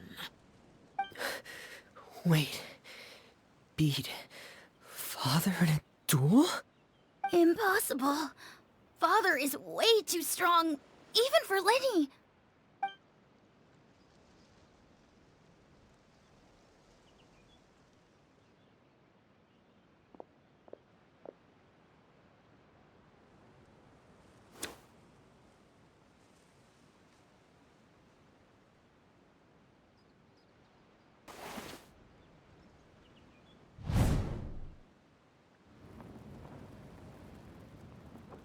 Did you hear that, Traveler? Lenny and the others have to duel the knave. What should we do? Can they really win something like that? If they lose, those people from the house are really gonna be executed. Hey, are you listening?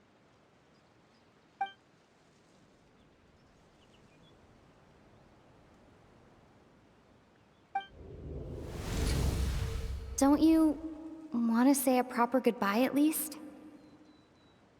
Anger makes you impulsive. Sorrow causes you to waver.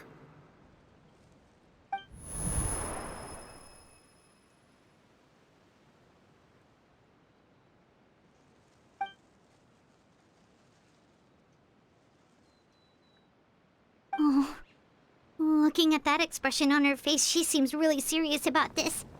Guess that means there's no chance she's throwing the duel on purpose, huh?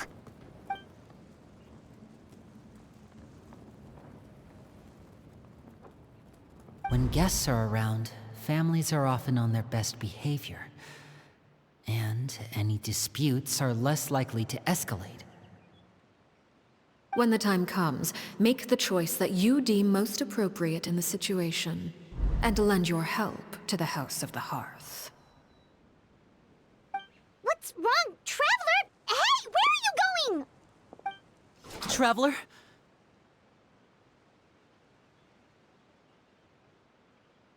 You're asking to join the duel against the knave? I'll allow it. We do have a ready-made dueling ring at our disposal, after all.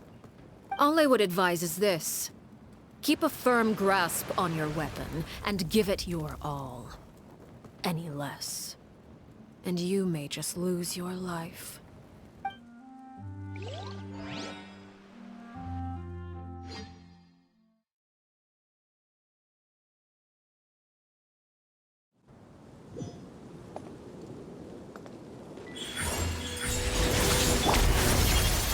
Everyone hold hands! Is it my Temple turn of now? Wisdom! Shower me with praise! Time to shine! Now that's more like it. Seems like an emergency. I'm always watching. And voila! With the fall of darkness, destruction shall rise.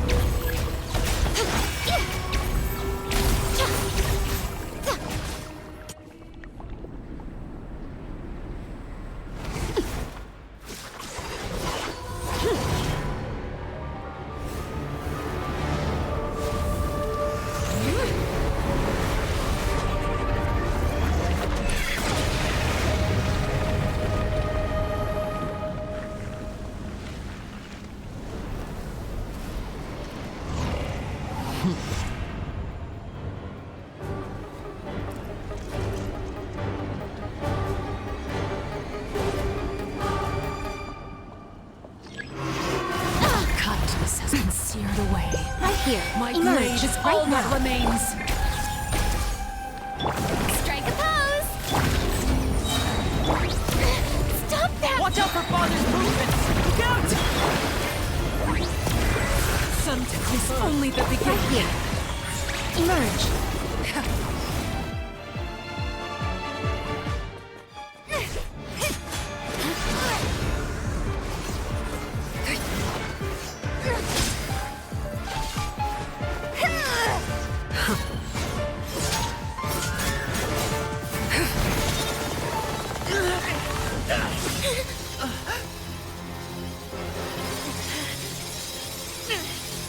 You should know better than to crowd in one place.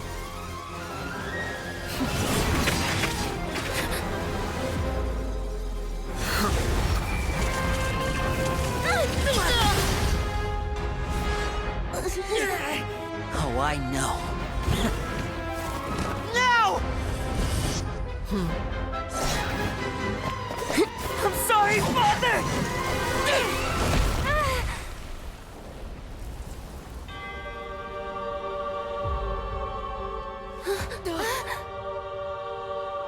Sorry for what? This pitiful excuse for an attack.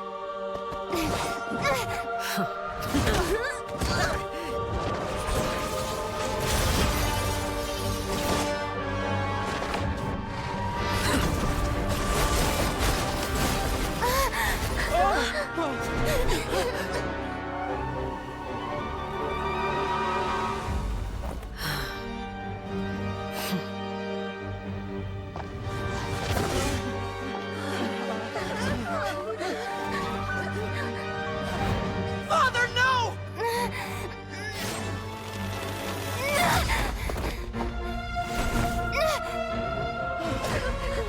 Made it out, did you? You're stronger than I expected.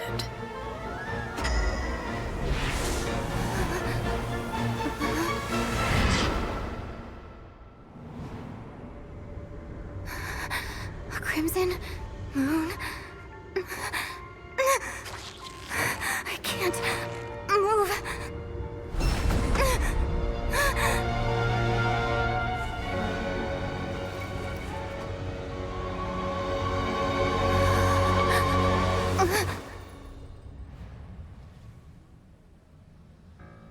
Still, not strong enough to beat me.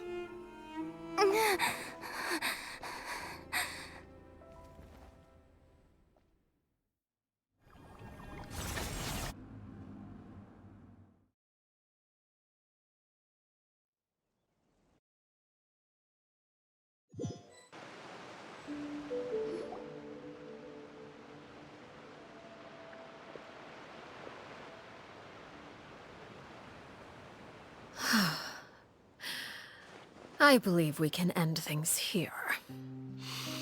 It's not often that we get to enjoy the company of guests, after all. We wouldn't want things to get too out of hand. Brother, are you all right? Lenny. Given that I am the victor of this duel, as agreed, the punishment stands. No!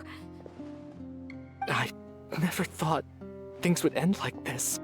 However, everyone involved in the duel demonstrated a remarkable level of strength and determination.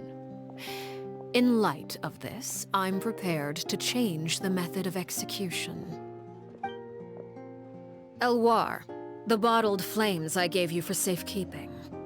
Do you still have them? Yes? I wasn't sure what they were for, but I've kept them super safe. I didn't lose a single one. Wonderful.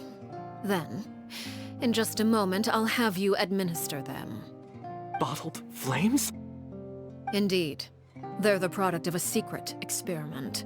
Under certain special circumstances, flames can be extracted from my person and preserved.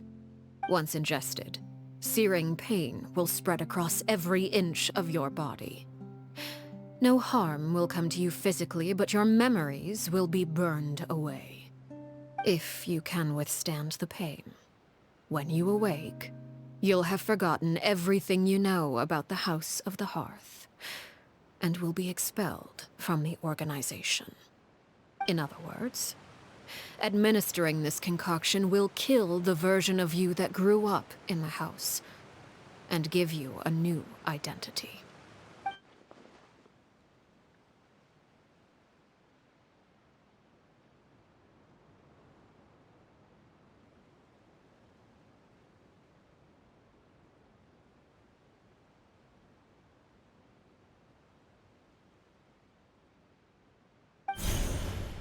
Memory is a mysterious thing indeed. Losing a portion of your memories will alter your sense of self.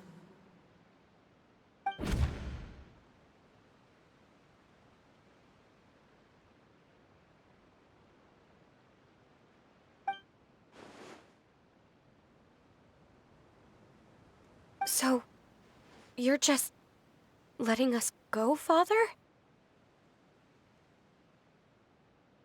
You misunderstand. Memories are extremely important. Once consumed by flame, the version of you standing before me will die, and our secrets will die with you. So no, I don't intend to just let you go, because the person who survives will be nothing but a stranger. Even so, I won't have to live in fear anymore. I'm sorry, Father. I'm sorry I let you down. But I really... Don't cry, Filial. You haven't left the house yet, so there are still rules to be followed, yes? Remember what I taught you. Anger makes you impulsive, sorrow causes you to waver. Don't let yourself be controlled by your emotions. Of course. I'll remember. Dry your tears, and go pursue the life you really want. Yes, Father. Chaplot, Foltz, Elwar. Take them back to Poisson. And bring Linny and the others as well. I prepared 3 extra vials of bottled flames. As for whether to take them, the choice is yours. Goodbye, children. The next time we meet, I will no longer be your father. Thank you for all you've done for the house. I hope you have bright futures ahead of you.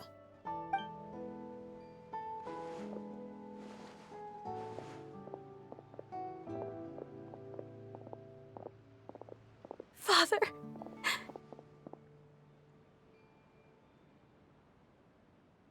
Let's go.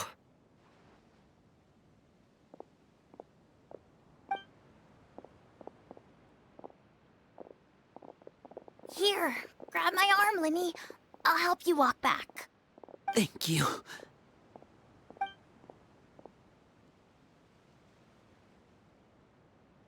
Clairvy.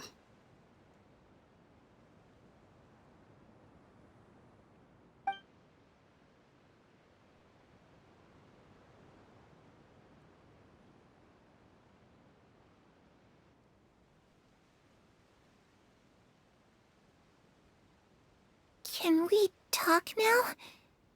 I've been waiting for a super long time. You really are Perry, aren't you? I haven't seen you in so long. How come you're all grown up? Wait, did I somehow travel to the future on accident? Or am I dreaming? What a long dream. Neither. You died, Clairvy. That's what happened. You could have at least sugarcoated it a little. Look, she's done speechless. Oh. Okay then. Huh? That's it? You accepted it just like that? Yep. If that's what Perry says happened, then I believe her. Perry wouldn't lie to me. Plus, I don't really need to know why I'm like this. I'm more curious about what happens in the future. If you're a harbinger now, Perry, that means Mother is gone, isn't she? Can you tell me about it? I want to know what happened to her. And to me. You never stopped trying to defy fate. At first, no one believed you. You could only vent your frustrations to the moon. In fact, you often sought comfort in the night sky. You wanted to see the aurora, so one night we promised each other we would go to Snezhnaya to see it together. Later on, you tried to run away, but you were brought back each time. Mother spared your life, but it wasn't out of kindness. Instead, she decided to make an example of you by slowly torturing you over time. That way, the other children would know what happens to traitors. Still, you never gave up. Mother hoped that through ruthless duel after ruthless duel, she would be able to crown an ultimate victor among the children she raised. But you called on everyone to unite, to fight to a draw in order to reduce casualties. Your efforts may have only delayed the inevitable, but still. You gave them hope. You tried everything you could think of, but every attempt ended in failure. Still, you never turned your sword on Crucibina, and you never turned it on me. On that gloomy day, you told me, "For the last 16 years of my life, I've done everything I can to fight for freedom. But now, I realize that the only freedom I truly possess is the freedom to choose to die." I never imagined I would say something like that. I must have been feeling really worn down. But somehow, I still think I understand. According to Mother's plan, only one of us was going to make it until the end. And I always hoped that person would be you. If I could do it all over again, I still don't think I would make a different choice. Even when I first met you, I knew you'd be able to do what I couldn't. Is that so? Even now, I'm not sure I truly understand what kind of freedom you were trying to pursue. But as the head of the House of the Hearth, and as the children's father, I've tried to give them the most basic of freedoms. The freedom to choose their own fate. It's something I discussed with the Iudex of Fontaine. The children who want to leave the house will have their memories wiped clean of all secrets pertaining to the organization. In return, they will be allowed to live a normal life in Fontaine without being prosecuted for their past. Of course, I won't simply hand freedom to them on a silver platter. They have to fight for it and prove themselves worthy of it. Only freedom that is earned has true value. That's more than enough. That's exactly the kind of life I was fighting for. You know, Perry, I think you're a pretty amazing king, and a really great father, too. I'm really happy that you're the one who took over the house. I guess I do have one regret, though. I still haven't seen the outside world. Well, it just so happens that our dear guests over here have been to many nations and traveled to countless places. Perhaps they would be willing to tell you what the outside world is like. Really? Of course! We've traveled all over the place. We've got so many stories, we could probably talk your ears off for 3 days straight!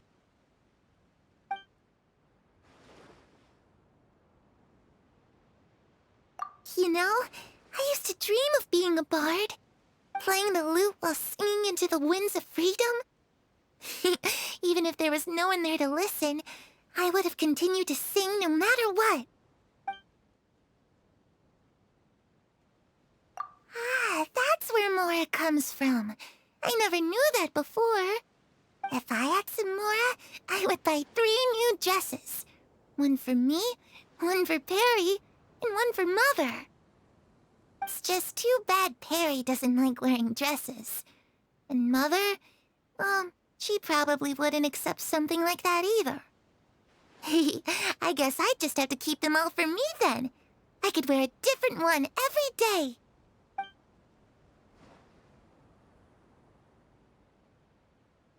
Those yokai you mentioned, what do they look like? I once saw a drawing of this one guy with horns on his head and a super scary face. Are there any yokai like that? Oh, sounds like you're talking about an Oni. Yep, we've met one, and let Paimon tell you, they're not nearly as scary as they look. I was always too afraid to skip Mother's fighting lessons. But at the academia, I bet you could do all sorts of secret things in class. Things that have nothing to do with studying. I'm just kidding. Being able to study whatever you want without having to fear for your life actually sounds pretty great.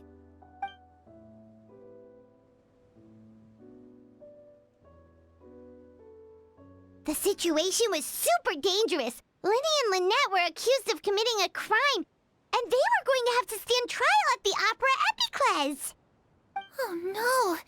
That must have been hard for all of you. What happened next? Don't worry, we were able to turn the situation around super quickly. All thanks to Detective Paimon, of course.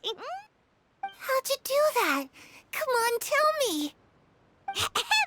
Okay, so it was like this. After the failed magic show, we rushed to the scene and...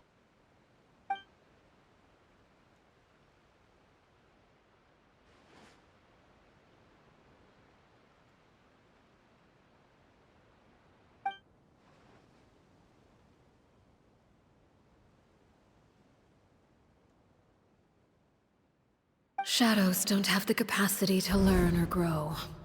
Any new information they encounter is quickly forgotten over time.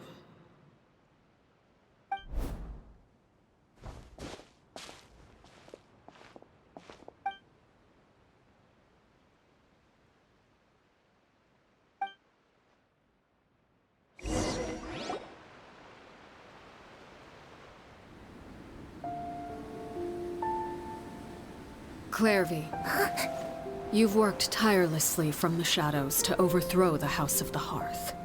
Now, by my authority as the Knave, I shall announce how this matter ends. You are hereby expelled from the House of the Hearth. You are no longer tied to this place, nor are you bound by its rules. You're saying that I can finally leave? I get to experience the outside world as well? Oh, I almost forgot. There's no getting older for me. Still, seeing who you grew up to be makes me really happy, Parallel. Take care of yourself. Goodbye. May we meet again someday.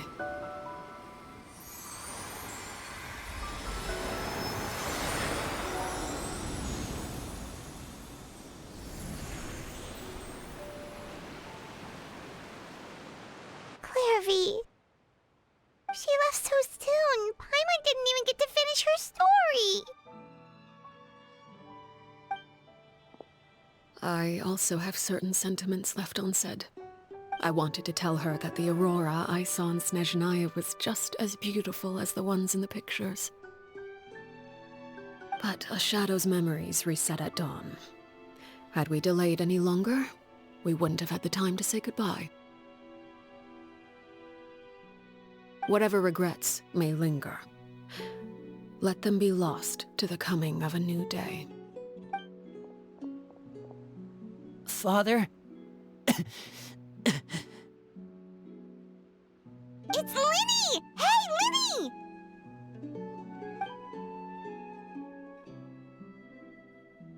What is he doing back here? Let's go check it out.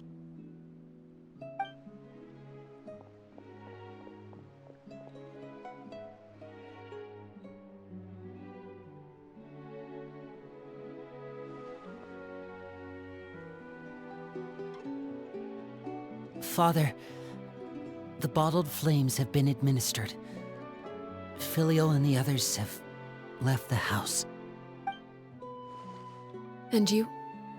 What have you decided? Thank you for giving us that choice, Father. But we never wanted to leave the house. It's the only home we've ever known. Lynette and Fremine feel the same way. They're recuperating back at the Hotel Bouffe d'Été. But I decided to come back and tell you where we stood. I'm sure you're well aware of the expectations I have for you. I want you to follow in my footsteps and become the next king of the house. Yet you seem to have different ideas. I must admit, I'm rather surprised by your decision to stay. There's nothing wrong with choosing to live a quiet life. Leading this organization is a heavy responsibility, one not so easily carried by someone forced onto the throne. I just never understood what you saw in me. What made you believe I was deserving of that throne? You're brave, talented, and, most importantly, you cherish your family. You would do anything to protect them, even if it costs you your life.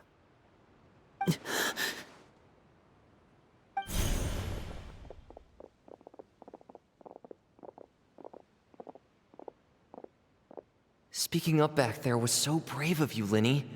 It's all thanks to you that we were able to convince Father to back down.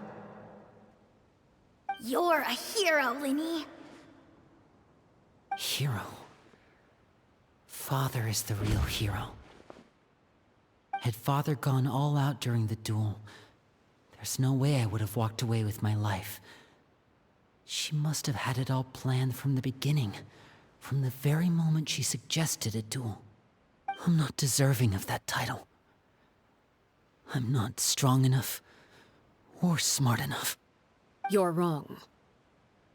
In my opinion, all you need to be deserving of the throne is conviction and the necessary strength to act on it.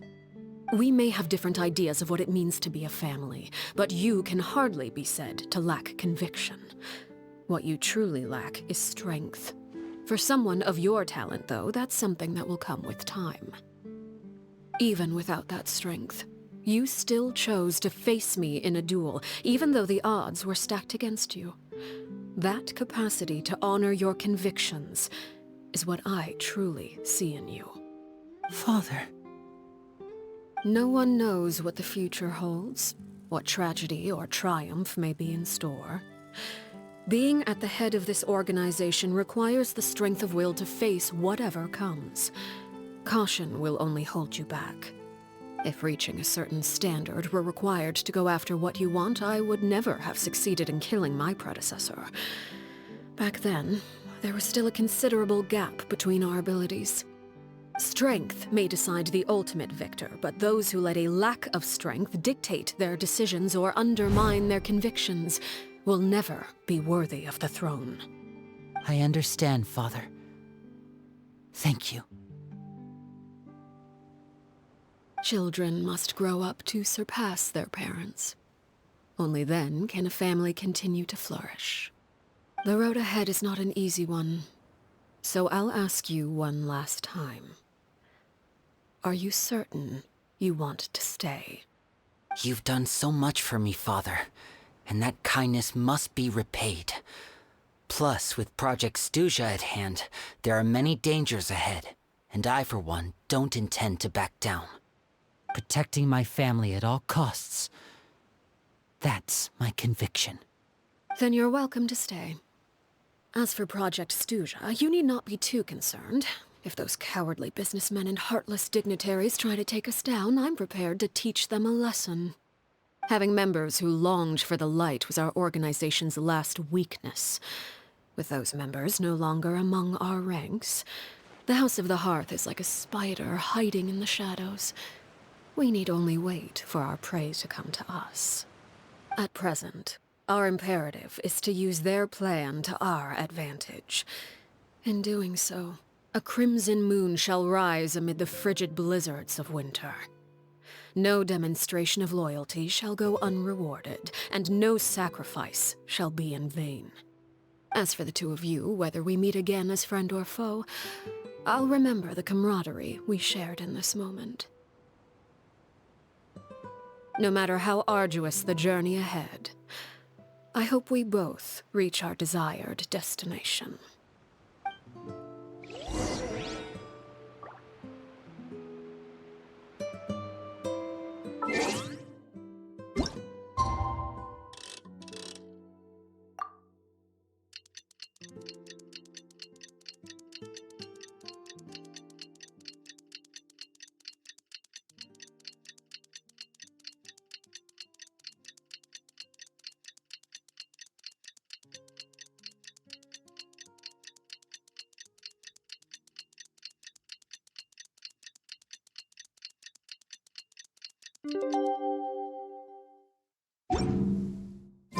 Most humans could... Didn't Linny say that Lynette and Fremine were recovering at the Hotel Bouffe d'été?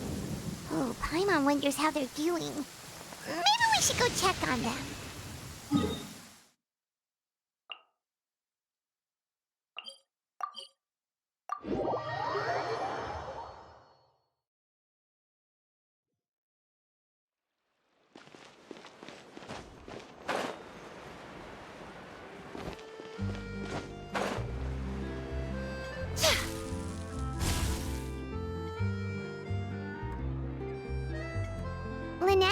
Fremine?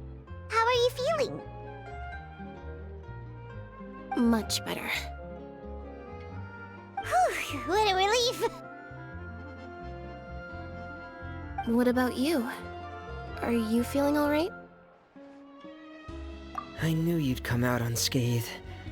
Us, on the other hand, well, we've been bedridden for 2 days. I couldn't even turn over. Oh, and I wanted to ask, is Clairvy gone? Linny and the other members have left Poisson and returned to the House of the Hearth. According to him, there haven't been any more sightings of a spirit roaming the house. I see. I'm glad. Father came to check up on us 2 days ago and told us about what happened with Crusabina and Clairvy. Actually, I've met Crusabina before.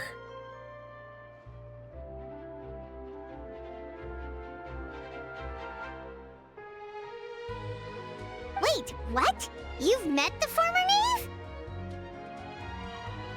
Crusabina died a year after Clairvy.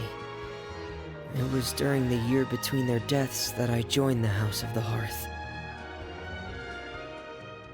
Crusabina had an extremely cruel and radical way of doing things.